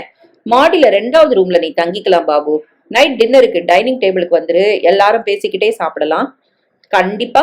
நான் போய் குளிச்சுட்டு கொஞ்சம் ரெஸ்ட் எடுத்துக்கிறேன். பாபு தன் சூட்கேஸுடன் மாடிக்கு போனான். கார்த்திகா அவனையே பார்த்தாள். இன்ட்ரெஸ்டிங்கான ஒரு இளைஞன் இவன் தெரியுமா? கோடீஸ்வரன் ஆனாலும் கொஞ்சம் கூட அலட்டல் கிடையாது. இங்க இருக்கிற அத்தனை புக்ஸையும் சிடி ஆக்கி காலாகாலத்துக்கும் அழிஞ்சு போகாம ப்ரிசர்வ் பண்ணுங்கணுங்கிறது தான் இவனோட லட்சியத்துல ஒண்ணு. கம்ப்யூட்டர் இன்ஜினியர், ஆனா பயோகெமிஸ்ட்ரியும் தெரியும். தமிழ் மொழியில ஆராய்ச்சியில ஆர்வம். இன்னொரு சுவையான விஷயம் என்ன தெரியுமா? என்ன? இவன் ஒரு மொழிபெயர்ப்பாளனும் கூட. கன்னடம், வங்காளம், தெலுங்கு, மலையாளம் 4-5 மொழியில இவனுக்கு புலமை உண்டு. தமிழ்ல இருக்கிற நல்ல சிறுகதைகளை மத்த மொழிகளுக்கும், மத்த மொழிகள்ல இருந்து தமிழுக்கும் மொழி மாற்றம் செஞ்சுக்கிட்டு இருக்கான். அப்படி ஒரு தொகுப்பு கூட தமிழ்ல வந்திருக்கு. ஆச்சரியம்தான். ஒரு மனுஷனுக்கு இவ்ளோ விஷயங்கள்ல ஆர்வம் இருக்குமா? கார்த்திகா வியந்தாள். இரவு டின்னர் கலகலப்பாக இருந்தது. ஏற்கனவே தங்கியிருந்த நிஷா, ஷாலினி, மகேஸ்வரி இவர்களோடு பாபு, கார்த்திகா இருவரும் புதியதாக சேர பல சுவாரஸ்யமான விஷயங்களை பரிமாறியபடி சாப்பிட்டார்கள். வேளா வேளைக்கு நல்ல உணவுகள், அத்தையின் அன்பால் கவனிப்பு, கல்லூரி படிப்பு, இதமான சங்கீதத்துடன் நூலகத்தில் ஆராய்ச்சி, நல்லவர்களின் நட்பு என்று வாழ்க்கை இனிமையாக நகர்ந்தது. முக்கியமாக பாபுவின் அறிவு கூர்மையும் தோற்றமும் அவன் நட்பும் அவளை வெகுவாகவே பாதித்தது. ஒரு வாரம் கழித்து மற்ற மூவரது வேலையும் முடிந்து அந்த பெண்கள் அங்கிருந்து புறப்பட்டனர். உங்களுக்கு ரொம்ப தேங்க்ஸ் மேடம். உங்களுக்கும் தான் மிஸ்டர் பாபு. பல விதத்துல நீங்க எங்களுக்கு ஹெல்ப் பண்ணிருக்கீங்க. ஒரு முறை எங்க ஊருக்கு வாங்க. கண்டிப்பா கண்டிப்பா வரேன். அது சரி, தீசிஸ் சப்மிட் பண்ணியாச்சு, பட்டமும் கிடைச்சிரும், கூடவே எங்கேயாவது வேலையும் கிடைச்சிரும். அப்புறம் என்ன, கல்யாணம் தானே? கண்டிப்பா அதுக்கு வரேன். அழைப்பு அனுப்புங்க. எனக்கு கல்யாணம் நிச்சயம் ஆயிடுச்சு. போனதும் இன்விடேஷன் அனுப்புறேன், நிஷா கூறினாள். நான் கல்யாணம் செஞ்சுக்க போறதில்ல, சோ உங்களுக்கு அந்த சான்ஸே இல்ல. சாதாரணமா வர்றதுன்னா வாங்க, மகேஸ்வரி சொன்னாள். ஏன், கல்யாணம்னா பயமா இல்ல பிடிக்கலையா? அது என்ன, கல்யாணம் செஞ்சுக்காம ஒரு பொண்ணால வாழ முடியாதா? ஏன், கல்யாணம் செஞ்சுக்கிட்டு வாழ்றதுல உனக்கு என்ன கஷ்டம்? கஷ்டம்லாம் இல்ல, ஆனா அதை கட்டாயப்படுத்தி வச்சிருக்கிற சமூக மரபு தான் பிடிக்கல. சமூக மரபுகளை எதிர்த்து தன்னை வித்தியாசப்படுத்திக்கிற நினைக்கிற அசட்டுத்தனம்னு இதை எடுத்துக்கலாமா? பாபு புன்னகையுடன் கேட்க மகேஸ்வரியின் முகம் சிவந்தது. நீ என்ன நினைக்கிற கார்த்திகா? பாபு அவளை திரும்பி பார்த்து கேட்டான். நான் எதுவுமே நினைக்கல. கல்யாணம் பண்ணிக்கிறதும் பண்ணிக்காம இருக்கிறதும் அவங்க அவங்க விருப்பம். ஆனா கட்டாய கல்யாணத்தை மட்டும் நான் வெறுக்கிறேன். கட்டாய கல்யாணம்னா? முன்ன பின்ன தெரியாத ஒரு ஆளை பெரியவங்க நிச்சயம் பண்ணிட்டு அவனைத்தான் கட்டிக்கணும்னு சொல்ற அசிங்கத்தை. அதாவது அரேஞ்ச்டு மேரேஜ் அப்படின்னா காதல் கல்யாணம் தான் சரிங்கிறியா? நான் அப்படி சொல்லல, அதானே அர்த்தம். அது இல்ல. இப்படி குழப்பக்கூடாது கார்த்திகா. இது ஒரு முக்கியமான விஷயம். இதுல ஒரு தெளிவான முடிவு வேணாமா? கல்யாணமே தப்பா, கட்டாய கல்யாணம் தப்பா? ரெண்டுல ஒண்ணு எது தப்பு, எது சரி? தீர்மானமா சொல்லு. அவன் கேட்க அவள் பதில் சொல்ல விரும்பாதவள் போல பேசாமல் நின்றாள். நீ கல்யாணம் பண்ணிக்குவியா இல்ல மகேஸ்வரி மாதிரி ஏதாவது லட்சியம் இருக்கா? தெரியாது. இது என்ன பதிலு? நாளைக்கு என்ன நடக்க போகுதுன்னு தீர்மானம் பண்ண நாம யாரு? நான் கல்யாணத்தை பத்தி எதுவும் யோசிக்கல, அவ்வளவுதான். நல்ல காலம் கார்த்திகா, நீங்க கல்யாணத்துக்கு எதிரி இல்ல, அந்த வரைக்கும் சந்தோஷம். அதுல உங்களுக்கு என்ன சந்தோஷம்? கார்த்திகா புருவம் சுருங்க அவனை பார்த்தாள். ஒரு அழகான பொண்ணு கல்யாணம் பண்ணிக்க மாட்டேன்னு சொன்னா அது ஒரு ஆணுக்கு நஷ்டம் தானே? அவன் சொல்ல அவள் திகைப்புடன் அவனை மலங்க மலங்க பார்த்தாள். பால்கனியிலிருந்து பார்க்கும்போது கடல் அழகாக தெரிந்தது. நீலக்கடலில் வெண்ணிற அலைகள் பொங்கி வந்து கரையை தொட்டு சென்ற அழகை ரசித்து பார்த்தபடி நின்றிருந்தாள் கார்த்திகா. காலம் காலமாக இந்த அலைகளும் சலிக்காமல் வந்து வந்து கரையை தொட்டு திரும்பி சென்று கொண்டிருக்கிறது. என்னதான் வேண்டுமாம் அதற்கு என தெரியவில்லை. அதுவும் சலிக்கவில்லை. அதை பார்க்கிற கண்களுக்கும் சலிப்பில்லை. இங்கு வந்த நாள் முதல் தினமும் இந்த பால்கனியில் நின்று விடியலின் அழகை பார்க்கிறாள். அழுக்கவே அழுக்காத காட்சி அது. செல்வி மேடம், ஊசி நூல் இருக்குமா? கீழே பாபுவின் குரல் கேட்க எட்டி பார்த்தாள். எதுக்குப்பா? செருப்பு அறுந்து போச்சு, ஃபர்ஸ்ட் எய்ட் கொடுத்து போட்டுட்டு போய் நல்லா தச்சுக்கலாம் தான். ஏன் பாபு, வேற செருப்பு இல்ல? அறுந்து போச்சுன்னா இதை தூர போட்டுட்டு புதுசு வாங்கிக்கிறதானே? தூர போடுற அளவுக்கு மோசம் இல்ல, இன்னும் 6 மாசம் தாராளமா உழைக்கும், தைச்சா போதும். இந்தா. செல்வி ஊசி நூலை கொடுத்தாள். ஒரு கம்ப்யூட்டர் இன்ஜினியர் கோடீஸ்வரன் செருப்பு தைக்கிற காட்சியை இப்பதான் பாக்குறேன். அத்தை பாராட்டினாளா கிண்டல் அடித்தாளா தெரியவில்லை. கார்த்திகா வியப்போடு அவனை பார்த்தாள். கோடீஸ்வரன் தான், ஆனால் இந்த கையோ காலோ உடைஞ்சாலோ அல்லது காயம் பட்டாலோ வெட்டி எரிஞ்சிட்டு வேறையா ஒட்ட வச்சுக்கிறோம் இல்லையே? இதே தானே பழுது பார்த்து சரி பண்ணிக்கிறோம். நம்மளோடது நான் அப்புறம் கால் என்ன, செருப்பு என்ன, சட்டை என்ன, ரிப்பேர் பண்ணிக்கணுமே தவிர சீன்னு தூக்கி எறியறதுல எனக்கு உடன்பாடு இல்லை. கரெக்ட். ஆனா கேன்சரோ சர்க்கரையோ ஜாஸ்தியாகி உசுருக்கே ஆபத்து வரும்போது நம்ம கை, நம்ம கால், நம்ம கிட்னி, நம்ம பிரஸ்ட்னு பார்த்துட்டு இருக்க முடியுமா? வெட்டி எறியத்தானே செய்யறோம். அப்பவும் கூட குணமாக்கத்தானே முதல்ல முயற்சி பண்றோம். ஆரம்ப கட்டத்திலேயேவா தூக்கி எறியறோம்? இருந்தாலும் you are simply great Babu. அவங்க பந்தாக்காகவே பல ஜோடி செருப்புகள் வாங்கிக்கிற காலத்துல உன் எளிமையும் இந்த செருப்புக்கு கூட ஒரு மரியாதை கொடுக்குற குணமும் நிச்சயம் உன்னை பாராட்டத்தான் வேணும். உன்னை கட்டிக்க போற பொண்ணு நிச்சயம் அதிர்ஷ்டசாலிதான். ஆமா, நீ எப்போ கல்யாண இன்விடேஷன் கொடுக்க போற? என்ன கேட்டா மேல கேளுங்க. பாபு உயிரை பார்த்து கை தூக்க மாடியில் இருந்த கார்த்திகாவை பார்த்தவன் அசடு வழிய சிரித்தான். அவன் பார்த்துவிட்ட பதற்றத்துடன் நகர்வதா அல்லது அங்கேயா நிற்பதா என புரியாமல் தடுமாற, சாரி, நான் அந்த மேல அல்ல, அதை சொன்ன. அவன் ஆகாசத்தை சுட்டி காட்டினான். அவள் சட்டென்று நகர்ந்தாள். இன்னைக்கு என்ன சமையல்? ஞாயிற்றுக்கிழமை. காலையில் காஃபி சாப்பிடும்போது கேட்டான் பாபு. இன்னைக்கு மாமி திருவேற்காடு போயிருக்காங்க. சோ நான் தான் ஏதாவது பண்ணணும். நாம 3 பேர் தானே இருக்கோம். உனக்கு என்ன வேணும்னு சொல்லு, பண்ணிடுறேன். ஒண்ணு செய்யலாமா? என்ன? இன்னைக்கு நான் சமைக்கவா? நீயா? சரிதான், அதுவும் தெரியுமா உனக்கு? ஏன் ஆம்பளைக்கு சமையல் தெரியக்கூடாதா? இந்த காலத்துல லேடிஸ்க்கே அது சரியா தெரியலையே, அதான் கேட்டேன். எல்லாரும் எல்லாம் தெரிஞ்சு வச்சுக்கிறது நல்லது. ஆத்திர அவசரத்துக்கு உபயோகப்படுங்கிறது என் பாலிசி. ஸோ டைம் கிடைக்கும் போதெல்லாம் அம்மாவுக்கு கிச்சன்ல ஹெல்ப் பண்ண ஆரம்பிச்சிருவேன். அப்படி கத்துக்கிட்டது தான் சமையல். வீட்டுல என்ன காய்கறி இருக்கு? செல்வி ஃப்ரிட்ஜை திறந்து பார்த்தாள். இருக்கிற காய்கறி எல்லாம் எடுத்து மேஜை மீது வைத்தாள். ஓகே, இது போதும். நீங்க 2 பேரும் எங்கேயாவது போகணும்னா போயிட்டு வாங்க, சமையல் ரெடி ஆயிடும். நான் ஹெல்ப் பண்றேன் பாபு. வேணாம், யாராவது கிட்ட இருந்தா எனக்கு சமைக்க வராது. அவன் சொல்ல செல்வி கார்த்திகாவை அழைத்து கொண்டு மாடிக்கு சென்றாள். கொஞ்ச நேரத்தில் கீழே இருந்து மசாலா வாசனை இதமாய் காற்றில் கலந்து வர நாவில் நீர் சுரந்தது. சரியாய் 11 மணிக்கு சமையல் முடித்து குளிக்க போனான். பளிச்சென்று திரும்பி வந்து அவர்களை சாப்பிட அழைத்தான். டேபிளில் வெஜிடபிள் பிரியாணியும் காலிஃபிளவர் ஃப்ரையும் அலங்காரமாக வைக்கப்பட்டிருந்தது. வாவ், இது வீடா இல்ல 5 ஸ்டார் ஹோட்டல்ல இருக்குமா? பிரியாணி, காலிஃபிளவர் ஃப்ரை, இது என்ன பச்சடியா? ஆமா, கொய்யா பச்சடி. கேள்விப்பட்டதே இல்ல, சாப்பிட்டு பாருங்க. அப்புறம் என்ன? ஃப்ரூட் சாலட், பாதாம் கீர், குலாப் ஜாமுன். பரவாயில்ல, சாஃப்ட்வேர் பிசினஸ் போர் அடிச்சு போச்சுன்னா கைவசம் இன்னொரு வேலை இருக்குன்னு சொல்லு. டெஃபினட்டா இப்பவே கூட எனக்கு சின்னதா ஒரு ஏசி ரெஸ்டாரண்ட் ஆரம்பிக்கணும்னு ஆசை உண்டு. நேரம் தான் இல்ல. வர பொண்டாட்டிக்கு சமையல் தெரியாட்டியும் கவலை இல்ல, கொடுத்து வச்சவதான் போ. நீங்க வேற, வீட்டுல எனக்கு பொண்ணு பார்த்தாங்க ஆண்டி. எனக்கு பொண்ணை பிடிச்சு கூட போச்சு. நான் ஓகே சொல்லிட்டேன். ஆனா அந்த பொண்ணுக்கு தான் என்னை ஏனோ பிடிக்கல, வேணான்னுடுச்சு. ஏன்னா உனக்கு என்னப்பா குறைச்சல்? அந்த பொண்ணுக்கு ஏதோ குறை என்கிட்ட. அதுக்கு என்ன செய்ய? சில நேரம் அந்த பொண்ணுங்க படுத்துற பாடு இருக்கே. பரவாயில்ல விடு பாபு, பேசாம காதலிச்சு கல்யாணம் பண்ணிக்க, அதான் சரி. நானும் அதான் யோசிக்கிறேன் மேடம். ஆனா இந்த மூஞ்சியை எவளுக்கு பிடிக்கும்னு தெரியல. ஏன்பா, ஓ மூஞ்சிக்கு என்ன? சினிமா ஹீரோ மாதிரி ஜம்முன்னு இருக்கிற. ஏன் கார்த்தி, நான் சொல்றது கரெக்ட் தானே? அத்தை திடீரென்று இவள் பக்கம் திரும்பி கேட்க கார்த்திகா ஒரு கணம் தடுமாறினாள். அவன் முகத்தை பார்த்தாள். காதலுக்கு அழகு முக்கியம் இல்ல மிஸ்டர் பாபு. உங்களை எந்த மனசுக்கு பிடிக்குதோ அந்த மனசுக்கு உரியவளை காதலிங்க. அவ அழகா, அவலட்சணமா, கருப்பா, செவப்பா, நெட்டையா, குட்டையான்னு பாக்காதீங்க. அவள் கை கழுவ எழுந்தாள். என்ன கார்த்தி, கஷ்டப்பட்டு 2 மணி நேரமா நான் செஞ்ச சமையல 2 நிமிஷம் கூட சாப்பிடாம எழுந்து போற? போதும், பொய். சமையல் நல்லா இல்லைன்னு பளிச்சுன்னு சொல்லிட்டு போலாமே. சே, எவ்வளோ அருமையான சாப்பாட்டை எங்க அம்மா கையால கூட சாப்பிட்டதில்ல. உண்மையாவே எனக்கு பசி இல்லை. ஏன் கார்த்தி, உடம்பு சரியில்லையா? அத்தை கேட்டாள். ஒன்னும் இல்லையே. Something wrong. ஒருவேளை சமைக்கிற ஆம்பளைய பிடிக்காது போல இருக்கு. கார்த்திகா அவனை உற்று பார்த்து விட்டு பதில் சொல்லாமல் எழுந்து செல்ல அத்தையும் அவனும் ஒருவரை ஒருவர் பார்த்து கொண்டார்கள்.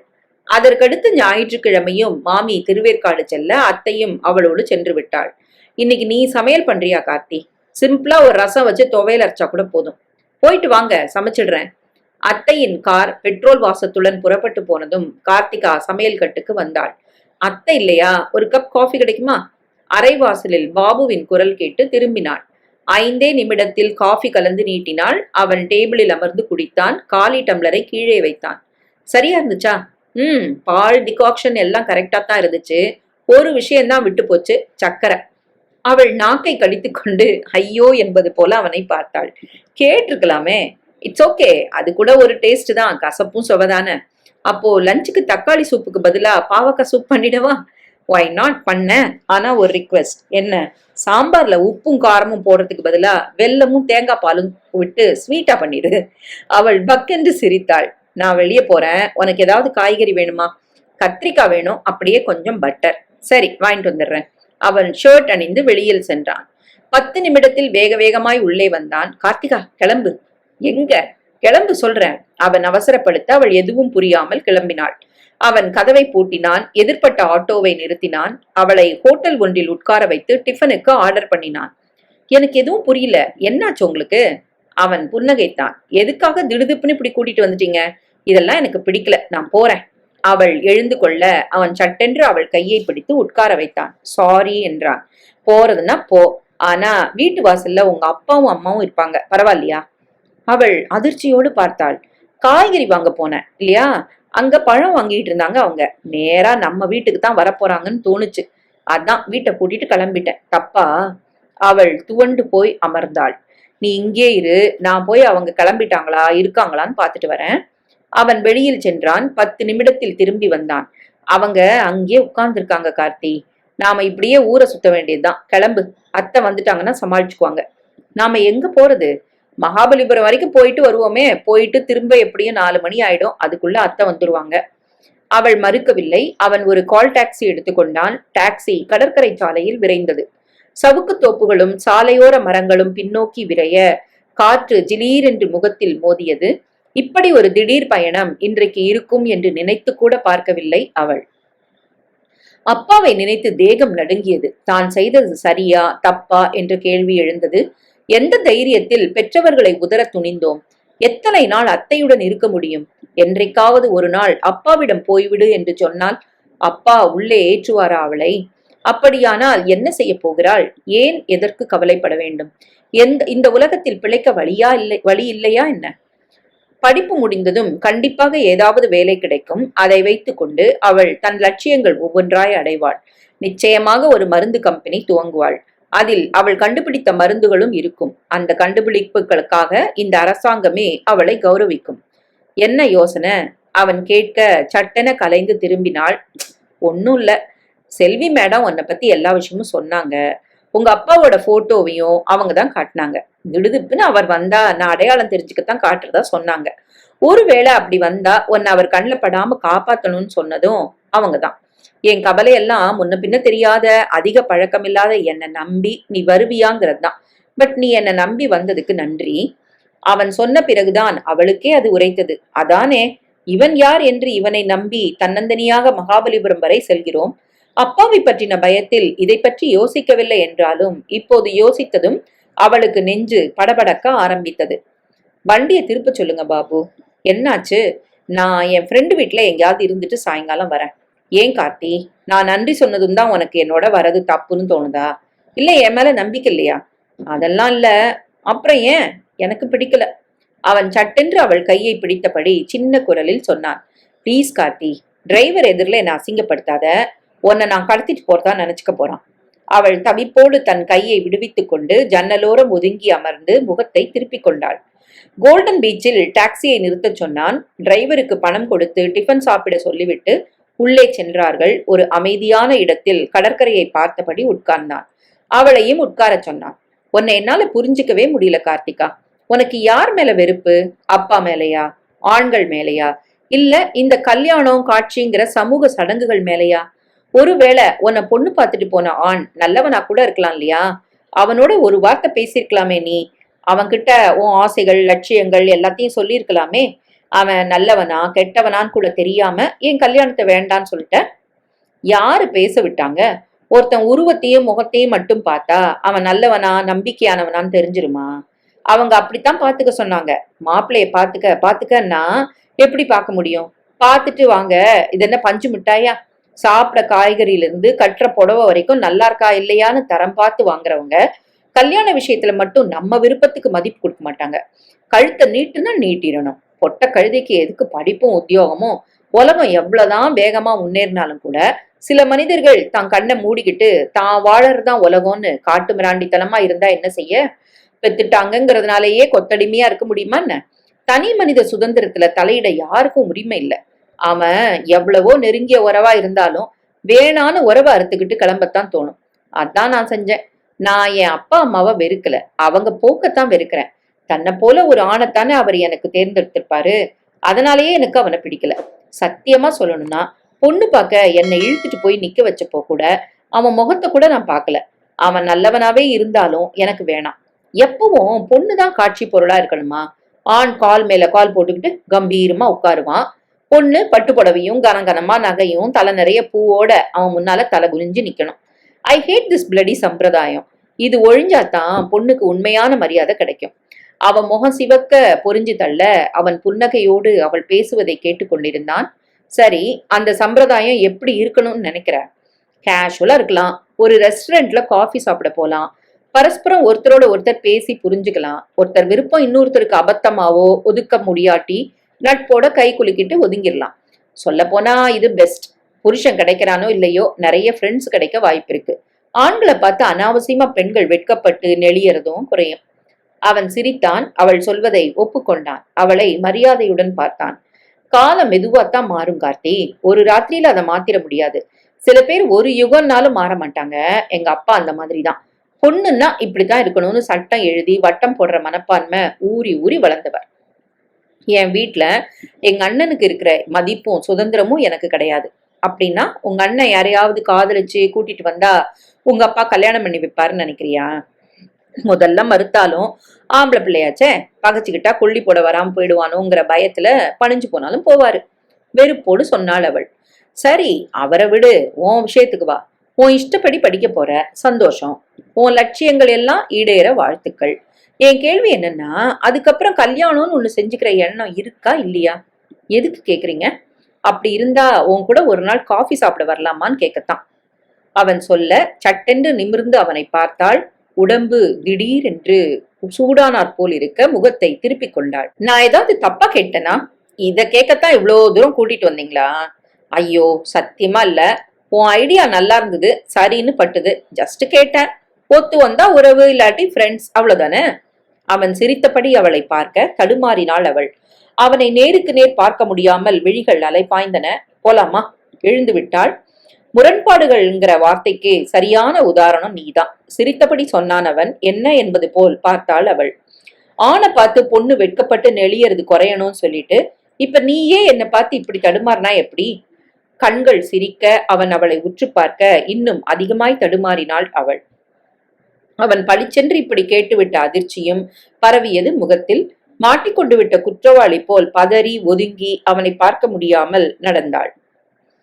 ஓகே ஓகே, நான் சொன்னது தப்புன்னா சாரி. Just relax Karthi. பதட்டப்படாத, கேஷுவலா இரு. நான் போய் மேடத்துக்கு ஒரு ஃபோன் பண்ணிட்டு வரேன். உங்க அப்பா கிளம்பிட்டாரா இருக்காரான்னு தெரிஞ்சுக்கணும்ல. அவன் டெலிபோன் பூத் நோக்கி நடந்தான். புறப்பட்ட அவசரத்தில் தன் செல்போனை எடுத்துக்கொள்ளாததற்கு நொந்து கொண்டான். 4-5 பேர் ஏற்கனவே காத்திருக்க அரை மணி ஆயிற்று போன் செய்ய. எதிர்முனையில் செல்வியின் குரல் கேட்டது. எங்கிருந்து பேசுற பாபு? கோல்டன் பீச்ல இருந்து. அவர் கிளம்பிட்டாரா? இருக்காரு, நாளைக்கு தான் கிளம்புவாராம். பையனுக்கு பொண்ணு பார்க்க வந்திருக்கிறாரு. நாளைக்கு பாக்குவத்துல மாத்திரதா இருக்காரு. நான் என்ன செய்ய? அவகிட்ட சொல்லு, 2 பேரும் சேர்ந்து என்ன செய்யறதுன்னு யோசிங்க. சரி, பாக்குறேன். அவன் போனை வைத்துவிட்டு அவளிடம் விஷயத்தை சொல்ல அவள் டென்ஷன் ஆனாள். சரி, கிளம்பிடலாம். நான் என் ஃப்ரெண்டு வீட்டுல ஸ்டே பண்ணிக்கிறேன். ஒரு போன் பண்ணி அவளுக்கு தகவல் சொல்லிடுறேன். அவள் டெலிபோன் நோக்கி சென்றாள். சாரி கார்த்தி, எங்க வீடு முழுக்க கெஸ்ட் வந்து இறங்கியிருக்காங்க. உனக்கு ரொம்ப கஷ்டமா இருக்கும். அவங்களையே படுக்க வைக்க இடம் பத்தாது. நான் வான்னு கூப்பிட்டெல்லாம் வராம வரதுக்கு நேரம் பத்தியே. எதிர்முனையில் ஒரே இரைச்சல். அவள் பொய் சொல்லவில்லை என்பது பின்னணியில் ஒலித்த பல பேச்சு குரல்கள் நிரூபிக்க ஏமாற்றத்துடன் போனை வைத்தாள். என்னாச்சு? அவங்க வீட்டுல கெஸ்ட் வந்திருக்காங்களாம். ஒண்ணு செய்வோம், வீட்டுக்கே போயிடலாம். உங்க அப்பா கண்ணில் படாம எப்படியாவது மாடிக்கு போய் லைப்ரரியில ஒளிஞ்சுக்க. ஒரு நாள் தானே, சமாளிப்போம், கிளம்பு. அவன் டாக்ஸியை நோக்கி நடக்க அவள் பயத்துடன் அவனை தடுத்தாள். வேண்டாம் என்றாள். சரி, என்ன செய்யலாம் சொல்லு. ஏதாவது ஹோட்டல்ல 2 ரூம் போடுங்க. அவள் தீர்மானமாக சொல்ல அவன் வியப்போடு பார்த்தான். சரி வா என்றபடி காரில் ஏறினான். கார் மகாபலிபுரம் நோக்கி விரைந்தது. சாரி சார், ஒரு சிங்கிள் ரூம் தான் இருக்கு. நிறைய டூரிஸ்ட் வந்துட்டாங்க, எல்லா ரூமும் ஃபுல்லு. சரி கொடுங்க. அவன் கையோப்பமிட்டு பணத்தை கட்டிவிட்டு வந்தான். ஒரு ரூம் தான் இருக்கு, நீ தங்கிக்க, நான் டாக்ஸிலே படுத்துக்கிறேன். வேறு வழியில்லை என்ற நிலையில் அவள் சம்மதித்தாள். அன்று மாலை முழுக்க மகாபலிபுரத்தை சுற்றி பார்த்தார்கள். பல்லவர்களின் சிற்பக்கலையை வியந்தார்கள். கடற்கரையில் காலார நடந்தார்கள். நீங்க நிறைய இலக்கியங்களை மொழி மாற்றம் பண்ணிருக்கீங்கன்னு அத்தை சொன்னாங்க. எப்படி இவ்வளவு மொழி தெரியும் உங்களுக்கு? கத்துக்கிட்டேன். கத்துக்கிறதுக்காகவே அந்த ஊருக்கு போய் மாசக்கணக்குல தங்குவேன். அந்த மக்களோட பேசி பழகுவேன். தப்பு தப்பா பேசினாலும் யாராவது கிண்டல் அடிச்சாலும் விட மாட்டேன். ஒழுங்கா கத்துக்கிட்டு தான் மறு வேலை. உலகத்துல இருக்கிற அத்தனை மொழியும் கத்துக்கணும்னு கூட ஒரு ஆசை இருக்கு. மொழிகள் மேல எனக்கு ஒரு வித காதலே உண்டு. மனுஷனை மனுஷன் புரிஞ்சுக்க மொழிதானே பிரதானம். நட்புக்கு பாலமும் அதுதான். எல்லா இலக்கியங்களையும் சுவைக்க மொழி தெரியணும். இலக்கியங்கிறது ஒரு ஜன்னல் கதவு மாதிரி. அதை திறக்க மொழி அவசியம். திறந்தாதான் உலகம் நமக்கு விரியும். அடே அப்பா, இவ்ளோ ஆர்வமா? அவள் விழிவிரிய பார்த்தாள். காத்தோட்டமா ஒரு பெரிய அறை. அதோட ஜன்னல்கள் வழியே இயற்கை காட்சிகள், அறை நிறைய உலகத்து இலக்கியங்கள், இதமான சங்கீதம். இப்படி ஒரு இடத்துல இருக்க சொன்னா பசி தூக்கம் எல்லாம் மறந்து இருப்பேன். அது சரி, அப்புறம் எதுக்கு உங்களுக்கு கல்யாணம்? அப்படியே ஆனாலும் பாவம் அந்த பொண்ணு. அவள் சிரித்தாள். தப்பு. இதை விட சக்தி வாய்ந்த விஷயம் ஒண்ணு இருக்கு. என்னது? காதல். ஓஹோ, அது வேற இருக்கோ? யார் அந்த பொண்ணு? அவசரப்படுறியே. நான் லயிச்சு போற இந்த விஷயங்கள்ல இருந்து என் மனச தான் பக்கம் திருப்புற சக்தி ஒரு பொண்ணுக்கு இருந்துச்சுன்னா அவ எப்படி பரிதாபத்துக்குரியவளா ஆவா? அப்படி ஒரு பொண்ணு கிடைச்சிட்டா என் கவனம் செதறும்னு சொல்ல வந்தேன். Why not? அதுல ஒன்றும் தப்பு இல்லையே. ஆள் கிடைக்கலையாக்கும். கிடைச்சிருவான்னு நம்புறேன். யாருக்காவது அப்ளிகேஷன் போட்டிருக்கீங்களா? போட்டிருந்தா உன் கூட காஃபி சாப்பிட வரேன்னு சொல்லுவனா? அவள் திகைப்போடு நிமிர்ந்து பார்க்க அவன் சிரித்தான். இவன் என்னதான் சொல்கிறான்? இவன் மனதில் என்னதான் இருக்கிறது? குழம்பினாள். இருள் கவிய தொடங்கியதும் இருவரும் எழுந்து நடந்தனர். பின்னால் அலைகளின் இரைச்சல் சீராக கேட்டது. இந்த உலகத்துல அழியாத விஷயம் எது? திடீர்னு என்ன அழிவை பத்தி அவன் அவளை திரும்பி பார்த்து கேட்டான். சொல்லுங்களேன். உலகமே அழியக்கூடிய ஒண்ணுதானே. உலகத்துக்கு ஏது அழிவு? ஜீவராசிகள் வேணா பிரளயம் வந்து மொத்தமா அழியும். பிறகு மீண்டும் பிரம்மன் சிருஷ்டியை துவங்குவான். அப்படித்தானே? கோடி கோடி வருஷமா பூமி அழியாமத்தானே இருக்கு அப்படின்னு நீ நினைச்சிட்டு இருக்க. சூரியனே இன்னும் பல கோடி வருஷத்துக்கு அப்புறம் எரிபொருள் தீர்ந்ததும் வெறும் கரிப்பந்தாகி அழிய போகுது. சூரியன் இல்லாட்டி பூமிக்கு ஏது ஆயுள்? தவிர பிரபஞ்சத்துல எத்தனையோ மில்லியன் நட்சத்திரங்கள், கோள்கள், அதுல ஏதாவது ஒண்ணு அசுர வேகத்துல வந்து பூமியோட மோதிடுச்சுன்னா பூமி மத்தாப்பு மாதிரி செதறிடும். இவ்ளோ பெரிய ஆபத்துக்கு நடுவுலையா மனுஷன் இந்த ஆட்டம் போடுறான்? மரணத்தை பத்தி இங்க யாருமே யோசிக்க மாட்டாங்களா? நீ யோசிக்கிறது உண்டா? அதனாலதானே இந்த கல்யாணம் மண்ணாங்கட்டி இதுகெல்லாம் எதுக்குன்னு மறுக்கிறேன். கரெக்ட். அதே மாதிரி இந்த படிப்பு, ஆராய்ச்சி, லட்சியம் இதெல்லாம் கூட எதுக்கு? கைய கட்டிட்டு பேசாம இருந்துட்டு சாவு எப்ப வரும்னு காத்துக்கிட்டு இருக்கலாம்ல. மடக்கிட்டதான் நினைப்போ. இப்ப எதுக்காக இந்த டாபிக்னு சொல்லு. இல்ல, இந்த இளமை, அழகு, உயிர் எல்லாம் அழிய போறதுன்னு எல்லாம் தெரிஞ்சும் கூட எதுக்கு மனுஷங்க காதல் கல்யாணம்னு அலையறாங்க? புரியுது, நான் உன்னை காதலிக்கிறனோன்னு ஒரு சந்தேகம், அப்படித்தானே? அழிவை பத்தி பேசி அதை நாசூக்கா மறுக்கிற, சரியா? அவள் திகைப்புடன் பார்த்தாள். இவ்வளவு வெளிப்படையாக அவன் பேசுவான் என்று அவள் எதிர்பார்க்கவில்லை. இமைக்க மறந்து விழிகள் அவன் மீது நிலைத்தன. சயின்ஸ் படிக்கிறவ தானே நீ? உனக்கு தெரியாத விதிகளா? முக்கியமா லவாய்சியர் விதி தெரியும்ல. எந்த ஒரு பொருளும் அழியறதில்ல, அதே போல எந்த ஒரு சக்தியும் அழியறதில்ல. அது மற்றொன்றா மாறுதே தவிர அழியாது, அழிக்கவும் இயலாது. அதுக்கு என்ன இப்போ? ஒரு நிமிஷம். அவன் தன் பர்ஸை பாக்கெட்டிலிருந்து எடுத்தான். அதில் ஒரு குழந்தையின் புகைப்படமும் சிறுவனின் புகைப்படமும் இருந்தது. அதை அவளிடம் காட்டினான். இது யாருன்னு தெரியுதா? பால் வடிந்த அந்த முகங்களை அவள் ரசித்து பார்த்தாள். யாரு? சத்தியமா நானே தான். அவன் சொல்ல அவள் வியப்போடு மீண்டும் அவற்றை பார்த்தாள். நம்பவே முடியல. அழகா இருக்கீங்க. கிண்டலா? இப்ப இந்த குழந்தைங்க எங்க? எதிர்க்க உட்கார்ந்துருக்கு. நான் கேட்டது இந்த குழந்தைங்கள. அதானே இது? அவள் அவனை காட்டி வாழைப்பழ ஜோக் பாணியில் சொன்னாள். குழந்தைங்க எங்க? நீங்களே சொல்லுங்க. நான் தான் அதுனாலும் அந்த பருவம் இப்ப இல்ல. அதனால குழந்தை செத்து போயிடுச்சு நான் சொல்லுவேன். வளர்ந்துருச்சு இல்லைன்னா ரூபம் மாறிடுச்சுன்னு தானே சொல்லுவேன். சாரி, சரி மாறிடுச்சு. எதுக்காக இப்ப இவ்வளவு பெரிய பீடிகை? நீ கேட்டியே அழிய போற இந்த இளமைக்கு காதல் எதுக்குன்னு. காதல்ங்கிறது இளமையோட மட்டும் சம்பந்தப்பட்ட விஷயம்னு யார் சொன்னா? வயசானவங்களுக்குள்ள அன்பு இல்லையா? லுக் கார்த்தி, அழிவை பத்தி யோசிக்கிறவனால ஆக்கப்பூர்வமா எதையும் செய்ய முடியாது. காதலிக்கிறது ஆக்கப்பூர்வமான விஷயங்கிறீங்க. ரொம்ப சந்தோஷம் எனக்கு. டயர்டா இருக்கு, சாப்பிட்டு தூங்குறனே. அவள் அந்த பேச்சுக்கு முற்றுப்புள்ளி வைக்க விரும்பினாள். நான் அப்படி சொல்லல. சாதிக்கணும்னு நினைக்கிறவங்களுக்கு தனிமையை விட ஒரு துணை உற்சாகம் தரும்னு சொல்றேன். நமக்காக கவலைப்பட, நம்மளை உற்சாகப்படுத்த, நம்மளை நேசிக்க மற்றொரு ஜீவன் இருக்குங்கிற விஷயம் நம்மளை இன்னும் பலப்படுத்தும், புது சக்தியை தரும். இதெல்லாம் எதுக்காக சொல்றீங்க? ஜஸ்ட் சொன்னேன். ஏன் சொல்லக்கூடாதா? உன் மேல அக்கறை இருக்கிறதுனால சொல்றேன். அவன் அவளை உற்று பார்த்தாள். அவன் புன்னகைத்தபடி ஒரு ரெஸ்டாரண்ட்டுக்குள் நுழைந்தான். இரவு அவள் அறையிலும் அவன் காரிலும் படுத்து உறங்கினார்கள். விடிந்த பிறகு அவன்தான் வந்து கதவை தட்டி அவளை எழுப்பினான். அவன் விழிகள் லேசாக சிவந்திருந்தது, முகம் களைத்திருந்தது. ரொம்ப டல்லா இருக்கீங்க, சரியா தூங்கலையா? அவள் கேட்டாள். கேப்பியே, நீ பாட்டுக்கு ஃபோம் பெட்ல ஜில்லுன்னு சுகமா தூங்கிட்டு சரியா தூங்கலையான்னு கேட்க மாட்ட. நடுவுல உடம்ப குறுக்கிக்கிட்டு புழுக்கத்துல எங்க இருந்து தூங்க? ராத்திரி முழுக்க கொசுக்களுக்கு ரத்த தானம் வேற பண்ணிருக்கேன். அவள் பக்கென்று சிரித்தாள். சாரி பாபு, என்னால தானே உங்களுக்கு இந்த கஷ்டம். ஏசி ரூம்ல ஆனந்தமா தூங்க வேண்டிய உங்களை கார் டாக்ஸில தூங்க வச்சுட்டனே. யார் சொன்னா? உனக்காகவா நான் தூங்குனேன்? பின்ன எனக்காக தான் தூங்குனேன். புரியலையே. எனக்கு ஏதாவது வேணும்னா நான் தானே கஷ்டப்படணும். உங்களுக்கு அப்படி என்ன வேணும்னு கஷ்டப்பட்டீங்களா? அது ரகசியம். அவள் விழி சுருங்க பார்த்தாள். அவன் ஒரு மாதிரி சிரித்தபடி நகர்ந்தான். சற்று நேரத்தில் அவர்கள் அங்கிருந்து கிளம்பினார்கள். பாபு செல்வி அத்தைக்கு போன் பண்ணி பேசினான். வந்துருங்க பாபு, அண்ணனும் அண்ணியும் கிளம்பிட்டாங்க. அப்பாடா, கார்த்திகா நிம்மதி அடைந்தாள். வழி முழுக்க அவர்கள் நிறைய பேசியபடி பயணித்தார்கள். நான் ஒன்னு சொன்னா தப்பா எடுத்துக்க மாட்டியே கார்த்தி? என்ன, எவ்வளவு நாள் இப்படி அப்பாக்கு பயந்து ஒளிஞ்சு வாழ்வ? அவள் பதில் சொல்ல முடியாமல் அவனை பார்த்தாள். இப்படி பயப்படுறதும் மறைஞ்சு வாழறதும் சரின்னு தோணுதா? தப்புதான், ஆனா வேற வழி. உன் பக்கத்து உணர்வுகளையும் நியாயங்களையும் அவருக்கு புரிய வைக்க நீ ஏன் முயற்சி பண்ணக்கூடாது? தைரியமா அவரை எதிர்கொள்ள. சொல்றது சுலபம், நான் தான் சொல்றேன்ல. எங்க அப்பா ஒரு கடைஞ்செடுத்த ஷாவனிஸ்ட்னு, எந்த நியாயங்களும் அவர்கிட்ட எடுபடாதுன்னு தெரிஞ்சுதான் தப்பிச்சு வந்திருக்கேனா? மனுஷங்க மாறவே மாட்டாங்களா என்ன? எங்க அப்பா மாற மாட்டாரு. அதுக்காக அவரை கடைசி வரைக்கும் சந்திக்காமலே இருந்துருவியா? சந்திப்பேன். என் சொந்த கால்ல திடமா நின்னப்புறம் போய் நிப்பேன். பொண்ணு தறிகட்டு போகல, சாதிக்கத்தான் வீட்டை விட்டு போனான்னு சொல்லுவேன். இப்ப எனக்கு மாப்பிள்ள பாருங்க, எனக்கு ஏத்தவனா, என்னை மதிக்கிறவனா பாருங்க, கட்டிக்கிறேன்னு சொல்லுவேன். அவள் சொல்ல அவன் சிரித்தான். எதுக்கு சிரிக்கிறீங்க? சோ, காதல்ங்கிற விஷயத்துக்கு அப்பவும் நீ தயாரா இல்ல. அப்பாதான் மாப்பிள்ள பாக்கணும்னு அவருக்கு மரியாதை கொடுக்குற. முரண்பாடுகளோட மொத்த உருவம் நீதான் நினைக்கிறேன். எனக்கு ஒரு சந்தேகம் கார்த்தி.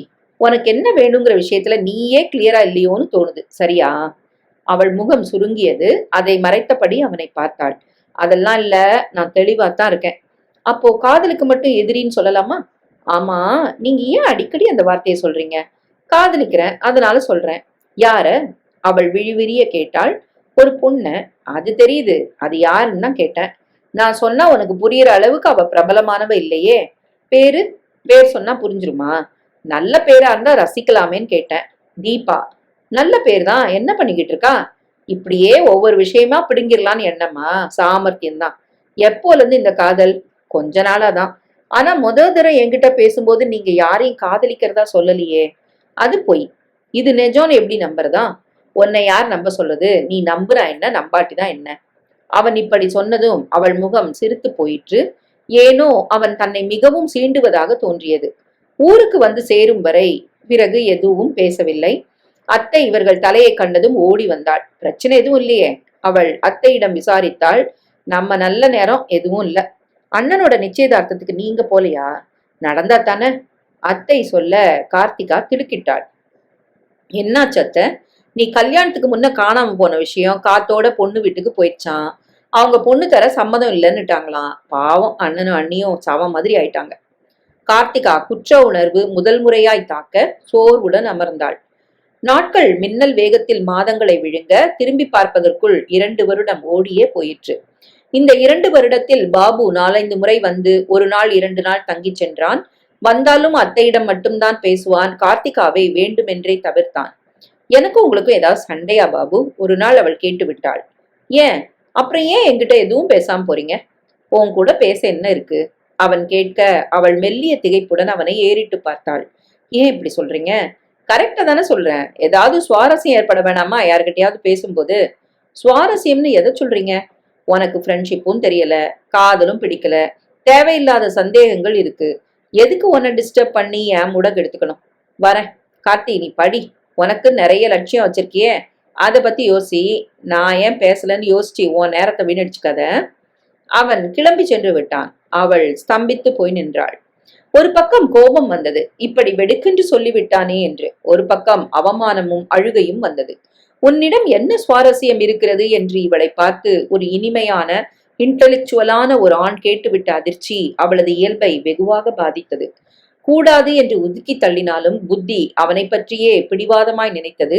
அதற்கு பிறகு அவன் எத்தனையோ முறை வந்தான், அத்தையுடன் பேசினான், லைப்ரரியில் தங்கியிருந்த மாணவிகளிடம் பேசினான்.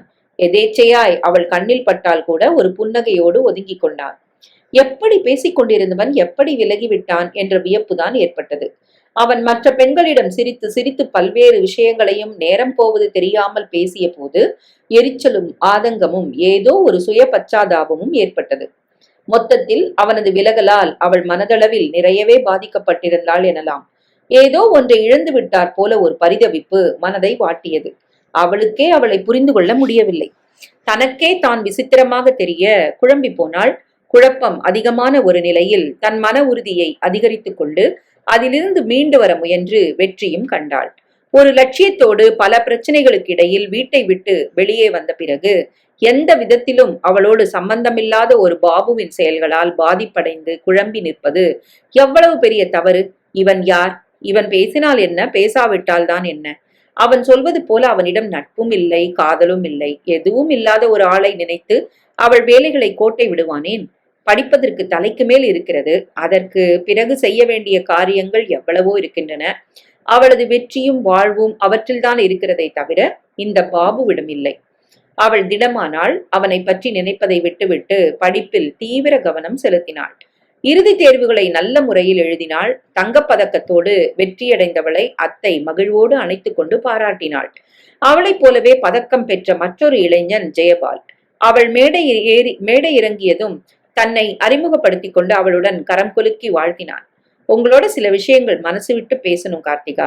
உங்களை எப்போ எங்க சந்திக்கலாம்? அவள் வியப்போடு பார்த்தாள். யாரென்றே தெரியாத ஒருவன் அவளோடு என்ன பேசப் போகிறான்?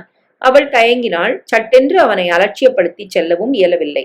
அவன் சாதாரணமானவன் இல்லை. அவளைப் போலவே படித்து கோல்ட் மெடல் வாங்கியிருக்கும் ஒரு துடிப்பான இளைஞன். ஒருவேளை படிப்பு தொடர்பாகவோ அல்லது அவளது எதிர்கால திட்டம் பற்றி கேட்பதற்காகவோ பேச நினைக்கிறானா?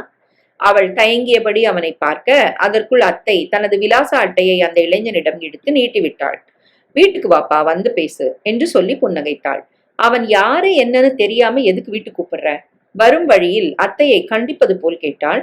ஏன், என்ன பயம்? ஒரு மாணவன் யோகியனா அயோக்கியனான்னு பாக்குற பார்வையிலே கண்டுபிடிச்சிருவேன். எவ்வளவு பேரை பாக்குறேன் தினம். இந்த பையன் நல்லவன் தான், வரட்டுமே, என்ன பேசுறான்னு தான் பாப்போமே. அத்தை அவளை சமாதானப்படுத்தினாள். ஜெயபால் ஞாயிற்றுக்கிழமை மாலை வீட்டுக்கு வந்தான். தன் எதிர்கால திட்டங்கள் குறித்து நிறைய பேசினான். ஒரு பெரிய லேப் நடத்தணும்னு எனக்கு பிளான் இருக்கு. ஒருவேளை கார்த்திகாவுக்கும் அந்த எண்ணம் இருந்தா நம்ம சேர்ந்தே அதை செய்யலாமான்னு கேட்கத்தான் வந்தேன். You mean partnership? Yes, business பார்ட்னர்ஷிப்னு நீ நினைச்சா இல்லைன்னு கிளியர் பண்ணிட வேண்டியது என் கடமை. அவள் விழி சுருங்கி பார்த்தாள். வேற என்ன பார்ட்னர்ஷிப்?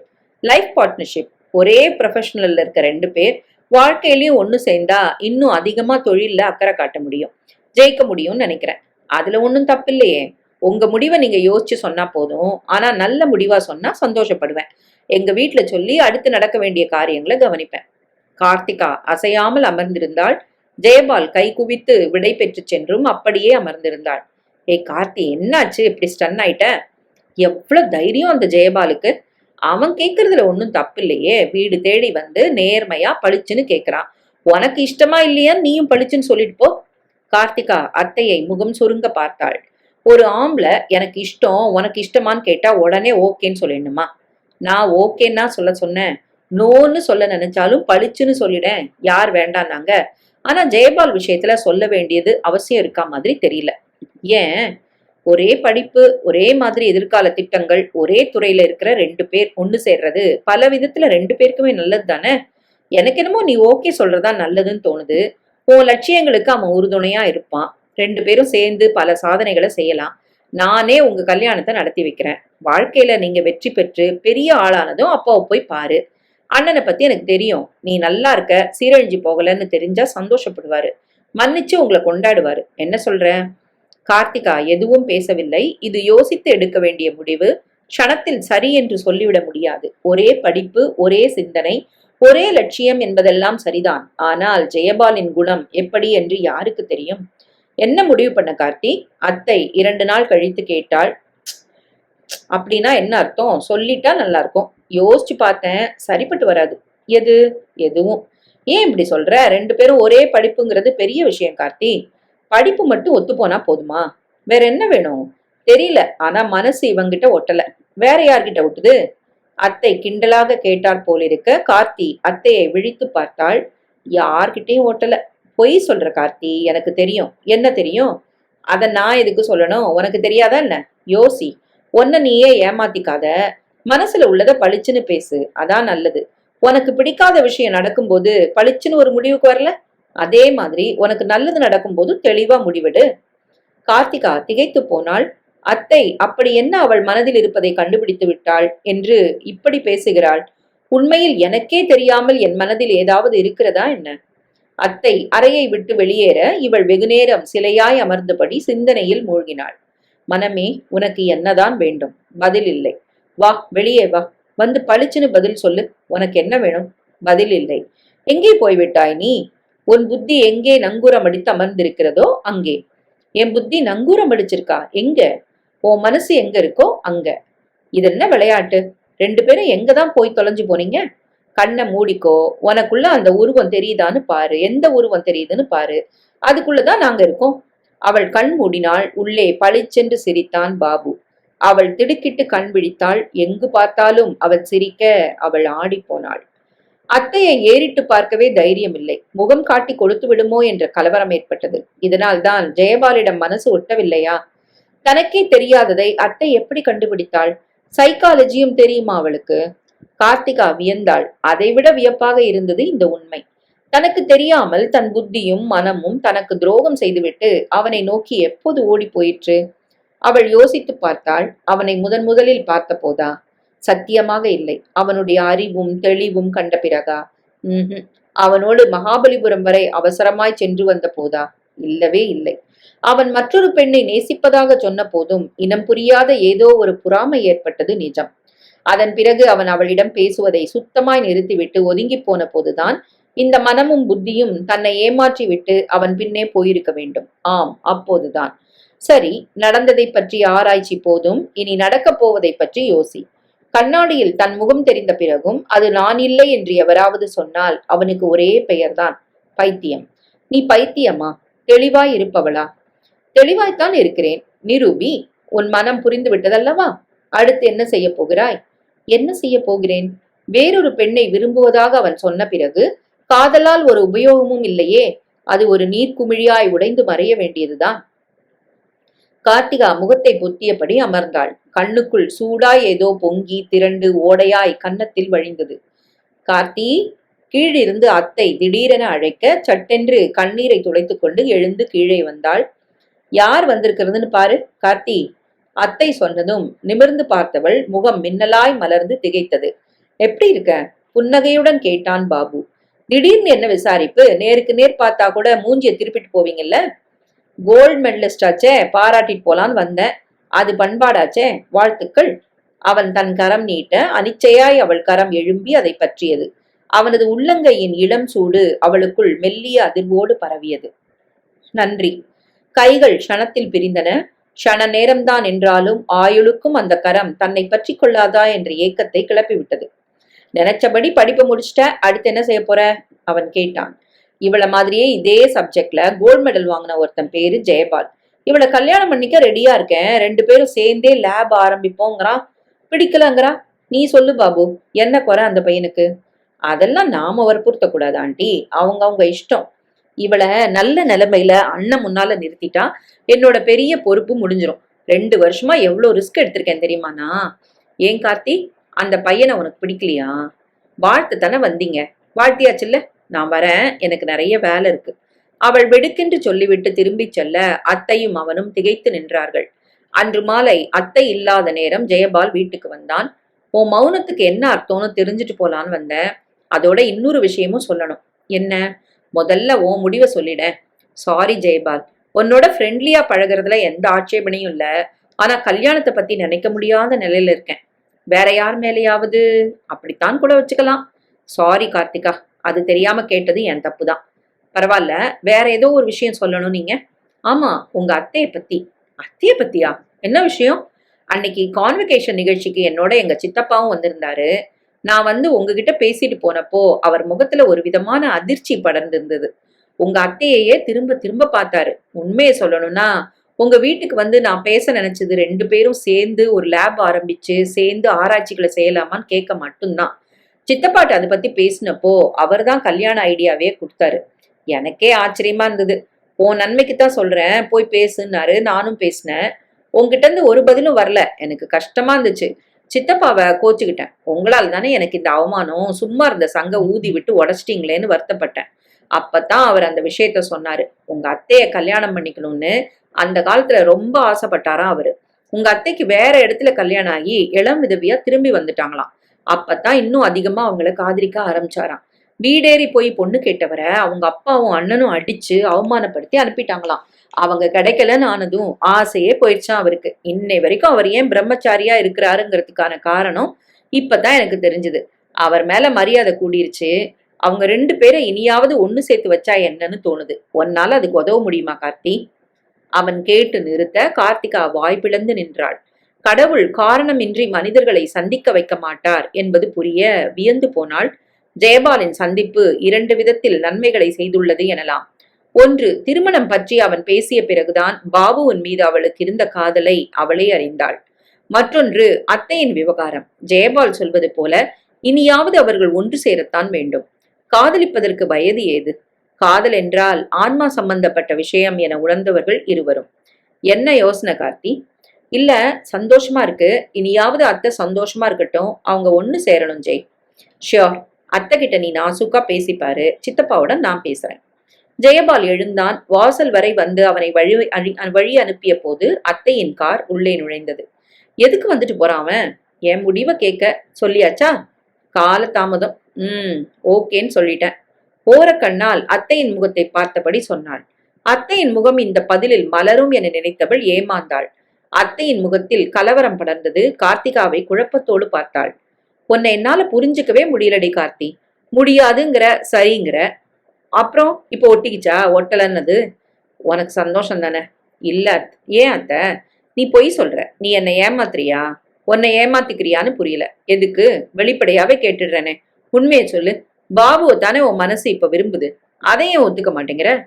அத்தை இப்படி நேருக்கு நேர் தேங்காய் உடைத்தாற் போல் கேட்பாள் என எதிர்பார்க்காத கார்த்திகா அரைப்பட்டாற் போல் ஸ்தம்பித்து நின்றாள். இதற்கு என்ன பதில் சொல்வதென புரியாமல் பேந்த பேந்த விழித்தாள்.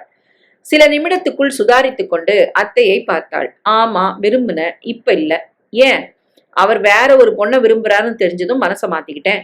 அப்படியா சொன்னான் பாபு? அத்தை ஆச்சரியமாக கேட்டாள். சரி, நான் அவன்கிட்ட பேசுறேன். அவன் மனசை மாத்துறேன். நீ அவசரப்பட வேண்டாம், சரியா? அத்தை மாடிக்கு செல்ல கார்த்திகா திகைத்து நின்றாள். மனச மாத்துறதா? அதென்ன சட்டையா? என்ன சொல்கிறாள் இந்த அத்தை? விழித்தாள் அவள். சற்று பொறுத்து அத்தை மாடிக்கு போன போது அத்தை யாருடனோ டெலிபோனில் பேசிக் கொண்டிருந்தாள். இவளை கண்டதும் போனை வைத்துவிட்டு என்ன என்பது போல் பார்த்தாள். என் விஷயத்தை விடு அத்தை. நான் உங்ககிட்ட ஒண்ணு கேட்டா பதில் சொல்வியா? என்ன? உன் லவ் பத்தி சொல்ல. அது எதுக்கு இப்போ? அவரை அதுக்கப்புறம் பார்க்கவே இல்லையா? திடீர்னு இப்ப பார்த்தா என்ன செய்வ? என்ன செய்வேன்? ஒரு ஹலோ சொல்லிட்டு சௌக்கியமான்னு கேட்டுட்டு போக வேண்டியதுதான். ஒருவேளை ஒன்னாட்டம் அவரும் தனியா இருக்கிற ஆளா இருந்தா இருந்துட்டு போட்டுமே, அதுக்கு என்ன செய்ய முடியும்? அது இல்ல அத்தை, இப்ப அவர் உன்கிட்ட வந்து என்னை இப்பவாச்சும் கட்டிக்கிறியான்னு கேட்டா? அத்தை அவள் உற்று பார்த்தாள். அவள் முகம் வியர்த்தது. திடீர்னு எதுக்கு இந்த குறுக்கு விசாரணை கார்த்தி? அவள் குரல் லேசாய் நடுங்கியது. பதில் சொல்லு. அப்படி ஒரு சந்தர்ப்பம் இப்ப கிடைச்சா விட்டுற மாட்டதானே? அதுக்கெல்லாம் பிராப்தம் வேணும். குடுக்கணும்னா கடவுள் அப்பவே கொடுத்திருப்பானே. கார்த்திகா அத்தையை இரக்கத்தோடு பார்த்தாள். பிறகு அருகில் வந்து அவளை பரிவுடன் அணைத்து கொண்டாள். என் மனசு சொல்லுது அத்தை, அந்த பிராப்தம் உனக்கு உண்டுன்னு. நேத்து நான் ஒரு கனவு கண்டேன். எனக்கு கல்யாணம் செஞ்சு வைக்கணும்னு நீ வரன் பாக்குற. கல்யாணமும் நடக்குது. ஆனா பொண்ணு யாரு தெரியுமா? நீதான். உன் பக்கத்துல உன் சபாபதி. உன் ஆளை நான் பார்த்ததில்ல, அதனால அவர் முகம் தெரியல. ஆனா நீ சந்தோஷமா இருக்க. காலம் கடந்தாலும் காதல்ல ஜெயிச்சுட்ட சந்தோஷம். இந்த கனவு பலிக்கும் பாரேன். அவள் சொல்ல சொல்ல அத்தையின் முகத்தில் ஒருவித பரவசமும் வெட்கமும் படர்ந்ததை ரசித்தாள். அன்றிரவு ஜெயபாலோடு அவள் பேசினாள். சித்தப்பாட்ட பேசினியா ஜெய்? பேசின. என்ன சொன்னாரு? ஆவலுடன் கேட்டாள். உண்மையை சொல்லணும்னா அவருக்கு உங்க அத்தை மேல எந்த அளவுக்கு காதல் இருக்கோ அந்த அளவுக்கு கோபமும் வருத்தமும் இருக்கு. ஏன்? ஊரே கூடி ஊரை விட்டு போயிடுன்னு சொன்னப்போ உங்க அத்தை மட்டும் தைரியமா அவர் கைய புடிச்சுக்கிட்டு கூட வந்திருந்தா தான் வாழ்க்கை இப்படியா இருந்திருக்கும்னு வருத்தப்படுறாரு. இந்த நேரம் பொண்ணோ பையனோ படிச்சு கல்யாண வயசுல இருந்திருப்பானேன்னு நினைக்கிறாரு. வந்துருன்னு கண்ணால அவர் கெஞ்சியும் கூட கோழத்தனமா அவங்க அத்தை வீட்டுக்குள்ளேயே போனது அவர் மனசுல ஆறாத ரணமா இருக்கு. கல்யாணத்தை பத்தி கேட்டியா? நான் கேட்டதும் அவர் ஷாக் ஆயிட்டாரு. அது நடக்காதுன்னுட்டாரு. ஏனா? அதான் சொன்னேனே, கோவமும் இருக்குன்னு. முடியாதுன்னுட்டாரு. முடியாதுன்னுட்டாரா? பிடிவாதமா இருக்காரு. அந்த கோபத்தை நாம மாத்தணும். என்ன செய்யலாம்? அவங்க 2 பேரையும் சந்திக்க வைக்கணும். நீ சித்தப்பாவோட உட்லண்ட்ஸ் வந்துரு. நான் அத்தையை கூட்டிட்டு வரேன். நாளைக்கு சரியா 6 மணிக்கு. நேருக்கு நேர் அவங்களோட பேசிட்டாருன்னா கோவம்லாம் பறந்துரும். காதல் புதுப்பிக்கப்பட்டுரும். நல்ல ஐடியா, நான் வந்துடுறேன். அவன் சந்தோஷமாக போனை வைத்தான். மறுநாள் ஏதோ சொல்லி எப்படியோ அத்தையை அழைத்து கொண்டு கிளம்பி காரில் ஏறும்போது பூமி அதிர்ந்தாற் போல் கார் ஒன்று புயலாய் உள்ளே வந்து நிற்க அதிலிருந்து இறங்கினார் அப்பா. கார்த்திகாவின் உடல் பயத்தில் கோழி குஞ்சாய் நடுங்கியது. கண் நிலை குத்தி அவரையே பார்த்தது.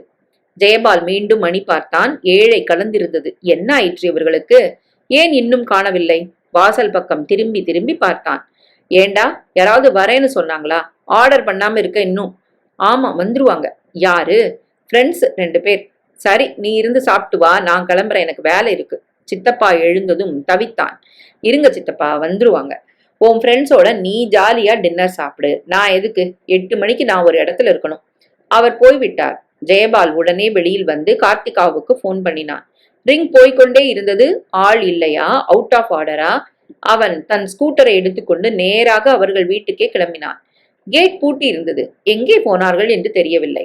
யாரிடமாவது கேட்கலாம் என்று அருகில் இருந்த வீட்டுக்கு சென்ற போது மற்றொரு ஆள் கார்த்திகாவின் வீட்டுக்கு வந்து பூட்டிய கேட்டை பார்த்தபடி நிற்க ஜெயபால் அவனிடம் சென்றான். நீங்க? பாபு, ஆண்டிக்கு தெரிஞ்சவன். நான் ஜெயபால். அவங்க எங்க போயிருக்காங்கன்னு தெரியுமா? தெரியலையே, இருங்க பக்கத்து வீட்டுல கேட்போம். பாபு அடுத்த வீட்டிற்கு சென்று விசாரித்தான். அவங்க அண்ணன் வந்தாரு. பயங்கரமா ஏதோ திட்டிட்டு இருந்தாரு. அப்புறம் 2 பேரையும் கார்ல கூட்டிட்டு போயிட்டாரு. பாபுவுக்கு எல்லாம் புரிந்து விட்டது. பிரச்சனை வெடிப்பதற்கு முன் ஏதாவது செய்தாக வேண்டும் என்று நினைத்தபடி யோசித்தான். அதே நேரம் அவனது செல் அடித்தது. நான் கார்த்தி பேசுறேன் பாபு. எங்கிருந்து கார்த்தி? மதுராந்தகம் கிட்ட இருந்து. நாங்க வந்த கார் ரிப்பேர் ஆயிடுச்சு. அப்பா எங்களையே கார்லயே வச்சு பூட்டிட்டு மெக்கானிக்க கூட்டிட்டு வர போயிருக்காரு. நான் அத்தையோட செல்ல இருந்து பேசுறேன். எனக்கு பயமா இருக்கு பாபு. அப்பா ரொம்ப முரட்டுத்தனமா நடந்திருக்கிறாரு. அண்ணனுக்கும் எனக்கும் ஒரே வீட்டுல சம்பந்தம் பேசிட்டாராம். ஏழை குடும்பம். அவர் சொன்னபடி கேட்பாங்கங்கிற ஒரே காரணத்துக்காக சம்பந்தம் பேசி முடிச்சுட்டாராம். நல்ல இடம் பார்த்தேன், ஓடி போனேன்ல, அதுக்கு தண்டனை தர வேணாம்? போய் இந்த பாமரனை கட்டிக்கிட்டு கஞ்சி குடிங்கிறாரு. எப்படியாவது என்னை காப்பாத்துங்க பாபு, பிளீஸ். நான் எப்படி கார்த்தி? நீ யாருன்னு உங்க அப்பா கேட்டா? எனக்கு பண்ற நேரத்துக்கு நீ கிட்டக்க இருக்கிற போலீஸ் ஸ்டேஷனுக்கே பண்ணிருக்கலாம். படிச்சவனோ பாமரனோ உன் இஷ்டம் இல்லாம உங்க அப்பா கட்டி வைக்க கூடாது.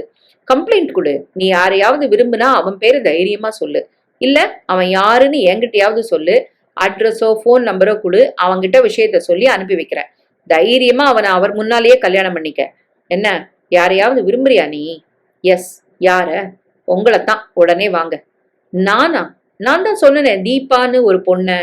போதும் உங்க டிராமா. நான் தான் அந்த தீபான்னு எனக்கு தெரியும். உடனே வாங்க பாபு. நீங்க சொன்னபடி நான் போலீஸ்க்கு போன் பண்ணி தப்பிக்க பாக்குறேன். பாபு திகைத்தான். ஒரு நிமிஷம் கார்த்தி, அவசரப்படாத. போலீஸ்லாம் வேண்டாம், நான் வரேன். நீ அப்பாவோட தைரியமா ஊருக்கு போ. இப்பவாது மனசு திறந்து பேசினியே, தேங்க்ஸ். அவன் மனம் நிறைய செல்லை அணைத்தான். ஜெயபாலை பார்த்தான். கார்த்திகா தான் மதுராந்தகம் கிட்ட இருக்காங்களாம். நீங்க என்ன விஷயமா அவங்கள பார்க்க வந்தீங்க? முக்கியமான விஷயமா தான் சார். ஜெயபால் அவனிடம் செல்வி அத்தை, சித்தப்பா இருவரது காதலையும் பற்றி சொல்ல பாபு ஆச்சரியமாக கேட்டான். கவலைப்படாதீங்க ஜெய், நல்ல காரியம் தானே, கண்டிப்பா நடத்தி முடிப்போம். நீங்க ஒண்ணு பண்ணுங்க, உங்க சித்தப்பாவை எப்படியாவது சேலத்துக்கு அழைச்சிட்டு வாங்க. பொய் சொல்வீங்களோ உண்மையை சொல்லுவீங்களோ கூட்டிட்டு வந்துருங்க. சேலத்துல எங்க? உங்க சித்தப்பாவுக்கு தெரியும், இருந்தாலும் தரேன். பாபு அட்ரஸ் எழுதி கொடுத்து விட்டு அவசரமாய் தன் காரில் ஏறிக்கொண்டான். எங்கடா கிளம்பிட்ட? துணிமணியெல்லாம் எடுத்துக்கிட்டு? சித்தப்பா அவனையும் அவன் சூட்கேஸையும் வினோதமாக பார்த்தார். சேலம் வரைக்கும். சேலத்துக்கா? என்ன விஷயம்டா? நான் விரும்புற பொண்ண அவ விருப்பத்துக்கு மாறா அவங்க அப்பா யாருக்கோ கட்டாய கல்யாணம் செஞ்சு கொடுக்க போறாராம். அவளை அங்கிருந்து கூட்டிட்டு வர போறேன். அவன் சொன்னதும் சித்தப்பாவின் முகம் மாறியது. இன்னும் அப்படித்தான் இருக்காரு அவரு? நாய் வால் நிமிர்மான்னு. சிலர் குணமும் அப்படித்தான். அன்னைக்கு நீங்க, இன்னைக்கு நான். ஆனா நான் தோக்க மாட்டேன் சித்தப்பா. இந்த குடும்பத்துக்கு ஒரு சபாபதி போதும். அந்த பொண்ணு உன்னோட வருவாளாடா? இல்ல செல்விய மாதிரி பயந்து உள்ள போயிடுவாளா? அப்படி அவ பயந்து உள்ள போனாலும் நான் திரும்பி வந்துட மாட்டேன். பின்னாலேயே போய் அவ கைய பிடிச்சு இழுத்துட்டு வருவேன். சித்தப்பா முகம் கருங்கியது. நான் உங்களை குத்தம் சொல்றேன்னு நினைக்காதீங்க சித்தப்பா. செல்வி ஆண்டி பயந்தாங்குள்ளின்னு வருத்தப்படுறீங்களே தவிர கோழத்தனம் உங்ககிட்டேயும் தான் இருந்ததுன்னு ஒத்துக்க மாட்டேங்கிறீங்க. நீங்க மட்டும் தைரியமா அவங்க கைய புடிச்சு அழைச்சிட்டு வந்திருந்தீங்கன்னா அவங்க வாழ்க்கை இப்படி ஒத்தையில கழிஞ்சிருக்குமா? இப்படி ஒரு வருத்தம் அவங்களுக்கும் இருக்கலாம் இல்லையா?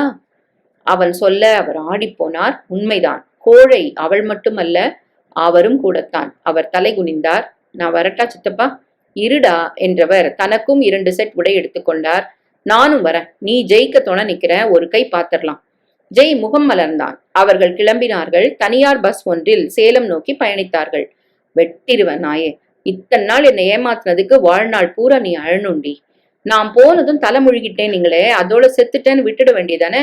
எதுக்கு மறுபடியும் சொந்தம் கொண்டாடி பழி வாங்க துடிக்கிறீங்க? பேசாத. பேசின குரல் வழியை நெரிச்சிருவேன். ஓடுகாலி. ஓடுகாலிக்கு இன்னொரு ஓடுகாலி ஒதுங்க இடம் கொடுத்தாலாம். பொண்ணுங்களாடி நீங்கெல்லாம். எவ்வளவு திமிரும் எதனால? 4 எழுத்து படிச்சதுனால தானே. பாத்துக்கிறேன். அந்த படிப்பெல்லாம் மறக்க வச்சுட்டா அடங்கிருவீங்க. அப்பா இருவரையும் ஒரு அறைக்குள் தள்ளி பூட்டி விட்டு வெளியில் போனார். கல்யாண ஏற்பாடுகள் ஒவ்வொன்றாய் அரங்கேறுவதை ஜன்னல் வழியே வேடிக்கை பார்த்தார்கள். கார்த்தி அத்தையை பயத்தோடு பார்த்தாள். கவலைப்படாத, பாபு கண்டிப்பா வந்துருவான். வந்துருவாரு. ஆனா அப்பா உங்க அப்பாவே உங்க கல்யாணத்தை நடத்தி வைப்பாரு. போதுமா? நீ என்ன சொல்ற அத்தை? பாரு, நான் சொல்றபடி நடக்குதா இல்லையான்னு. எப்படி இவ்ளோ தீர்மானமா சொல்ற? என் வாயை புடுங்க கூடாது, நடக்கிறத வேடிக்கை பாரு. கார்த்திகா குழப்பத்துடன் அத்தையை பார்த்தால். இருட்டும் நேரம். அப்பா திரும்பினார். அவரோடு அந்த குடும்பமும் வந்திருந்தது. மேல் துண்டை இடுப்பில் கட்டி முதுகு வளைத்து நின்றார் அப்பாவின் சம்பந்தி. அண்ணாவை மணக்கப் போகும் பெண் படு அடக்கமாய் தலை குனிந்து நின்றாள். இன்னொரு அடிமை. அப்பா அவனுக்கு பார்த்திருக்கும் மாப்பிள்ளை கரிக்கட்டையாய் அசட்டு சிரிப்புடன் பவ்யமாய் ஒரு ஓரம் கல்யாண ஆசையுடன் நின்றிருந்தான். விடிஞ்சதும் வீட்டுல வச்சே கல்யாணம். சாப்பிட்டுட்டு ஒரு ஓரமா ஓய்விடுங்க, அப்புறம் பேசுவோம். அப்பா சொல்ல அவர்கள் தலையசைத்து நகர்ந்தார்கள். நள்ளிரவில் வாசலில் கார் ஒன்று வந்து நின்றது. சத்தம் கேட்டு எழுந்து வந்த அப்பாவின் முகம் அதிர்ச்சியும் வியப்பும் அடைந்தது. அவனை கண்டதும், நீங்க? நானே தான் அங்கிள். என்ன விஷயம்? உள்ள வாங்க. இல்ல, ஒரு விஷயம் கேள்விப்பட்டேன், அதான் வந்தேன். என்ன சொல்லுங்க.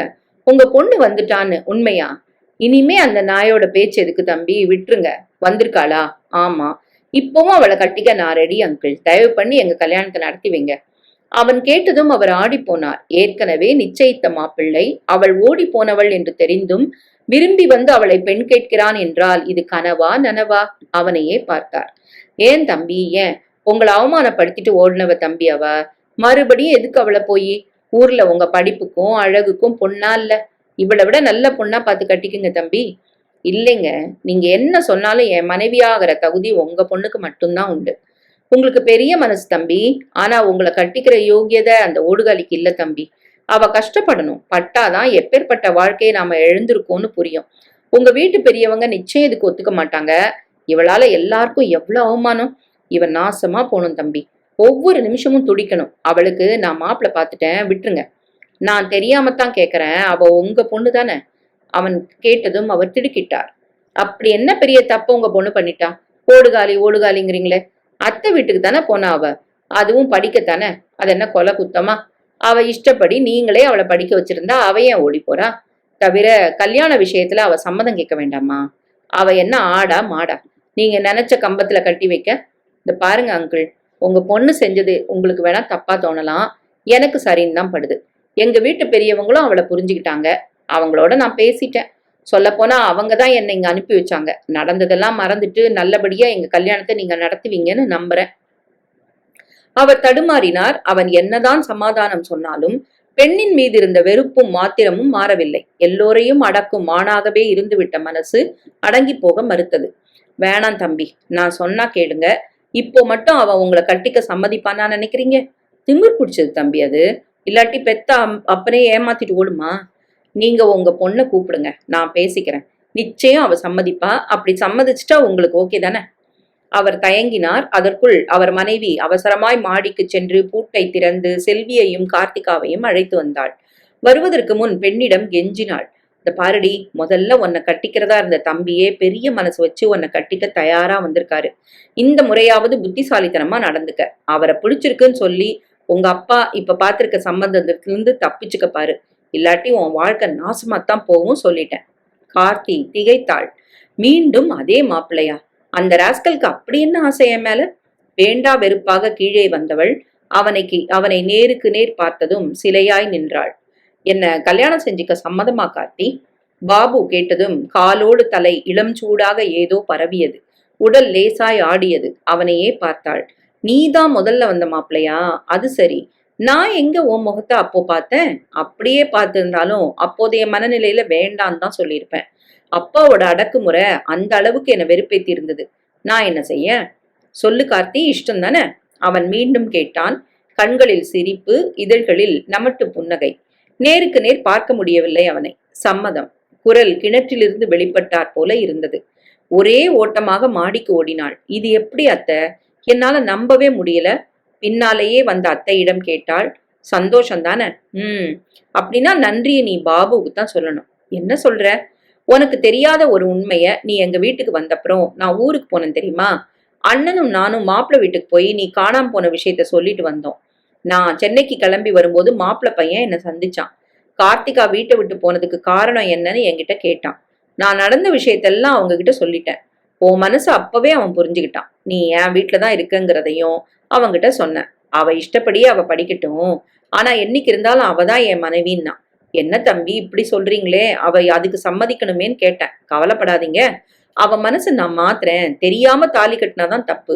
என்னை நல்லா புரிஞ்சுக்கிட்டானா நிச்சயம் அவ என்னை விரும்புவாங்கிற நம்பிக்கை எனக்கு இருக்கு.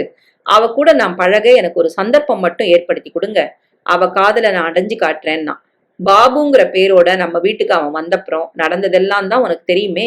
தெரிஞ்சோ தெரியாமலேயோ உங்க அப்பா உனக்கு செஞ்ச ஒரே நன்மை அவனை உனக்கு மாப்பிள்ளையா பார்த்ததுதான். அதுக்காகவே உங்க அப்பாவோட தவறுகளை நீ மன்னிச்சிடலாம். கார்த்தி அத்தையை கட்டி கொண்டாள். வாசலில் மற்றொரு டாக்ஸி வந்து நிற்கும் ஓசை கேட்டது. ஜன்னல் வழியே பார்த்தாள். ஜெயபாலும் அவன் சித்தப்பாவும் உள்ளே வர அத்தையை மீண்டும் அணைத்து கொண்டாள். இப்போ எங்க டர்ன். என்ன சொல்ற? உனக்கு நான் ஒரு மாப்பிள்ளை பார்த்திருக்கேன். ஓகே சொல்றியா? விளையாடுறியா? கீழவா சொல்றேன். அத்தையை இழுத்து கொண்டு கீழே வந்தாள். சபாபதியை பார்த்து அத்தை சிலையாய் நிற்பதை புன்னகையுடன் ரசித்து பார்த்தாள். இப்பவாது என் கூட வருவியா செல்வி? சபாபதி கேட்டதும் ஆடி போனாள். அண்ணனை பயத்தோடு பார்த்தாள். அண்ணன் இறுகி போய் நின்றிருந்தார். எல்லாம் தன் கைமீறி போய்விட்டது என புரிந்ததும் இந்த முறை ஆத்திரத்துக்கு பதில் அமைதி படர்ந்தது அவர் முகத்தில். அடக்குமுறையை விட அன்புதான் சிறந்த ஆயுதம் என்பதை இத்தனை வயதுக்கு பின் புரிந்தது. அந்த புரிதலோடு சபாபதியை பார்த்தார் அவர். வேணாம், அவ வர வேணாம், நானே அனுப்பி வைக்கிறேன் முறையோட என்றார். அத்தனை முகமும் மலர்ந்தன. அடுத்த முகூர்த்தத்தில் 2 திருமணமும் நடக்க ஏற்பாடுகள் செய்தார். தேங்க்யூ ஜெய். கார்த்தி அவனுக்கு நன்றி சொன்னான். சாரி சித்தப்பா, உங்களை கூட்டிட்டு வரதுக்காக நான் ஒரு பொய் சொல்லிட்டேன். உண்மையிலே கார்த்தி என் சிநேகிதி தான், அவருக்கு தான் காதலி என்றான் பாபுவை சுட்டிக்காட்டி. பாபு கார்த்திகாவிடம் வந்தான். அவளை தனியே அழைத்து சென்றான். லவோய்சியர் விதியை ஒத்துக்கிறியா இப்பவாது? எதுவும் அழியாது, ஒண்ணு மற்றொன்னா மாறும். எந்த சக்திக்கும் அழிவு கிடையாது, சரியா? இந்த விதியைத்தான் உன் விஷயத்துல உபயோகிச்சேன். உன் வெறுப்ப காதலாக்கிட்டேன். கல்யாணத்துக்கு அப்புறமும் இந்த விதியை தொடர போறேன். எப்படி? அவள் சிரித்தாள். என் மனைவியான உன்னை தாயாக்குவேன். அவள் காதோரம் கிசுகிசுக்க அவள் முகம் இரத்த சிவப்பாயிற்று.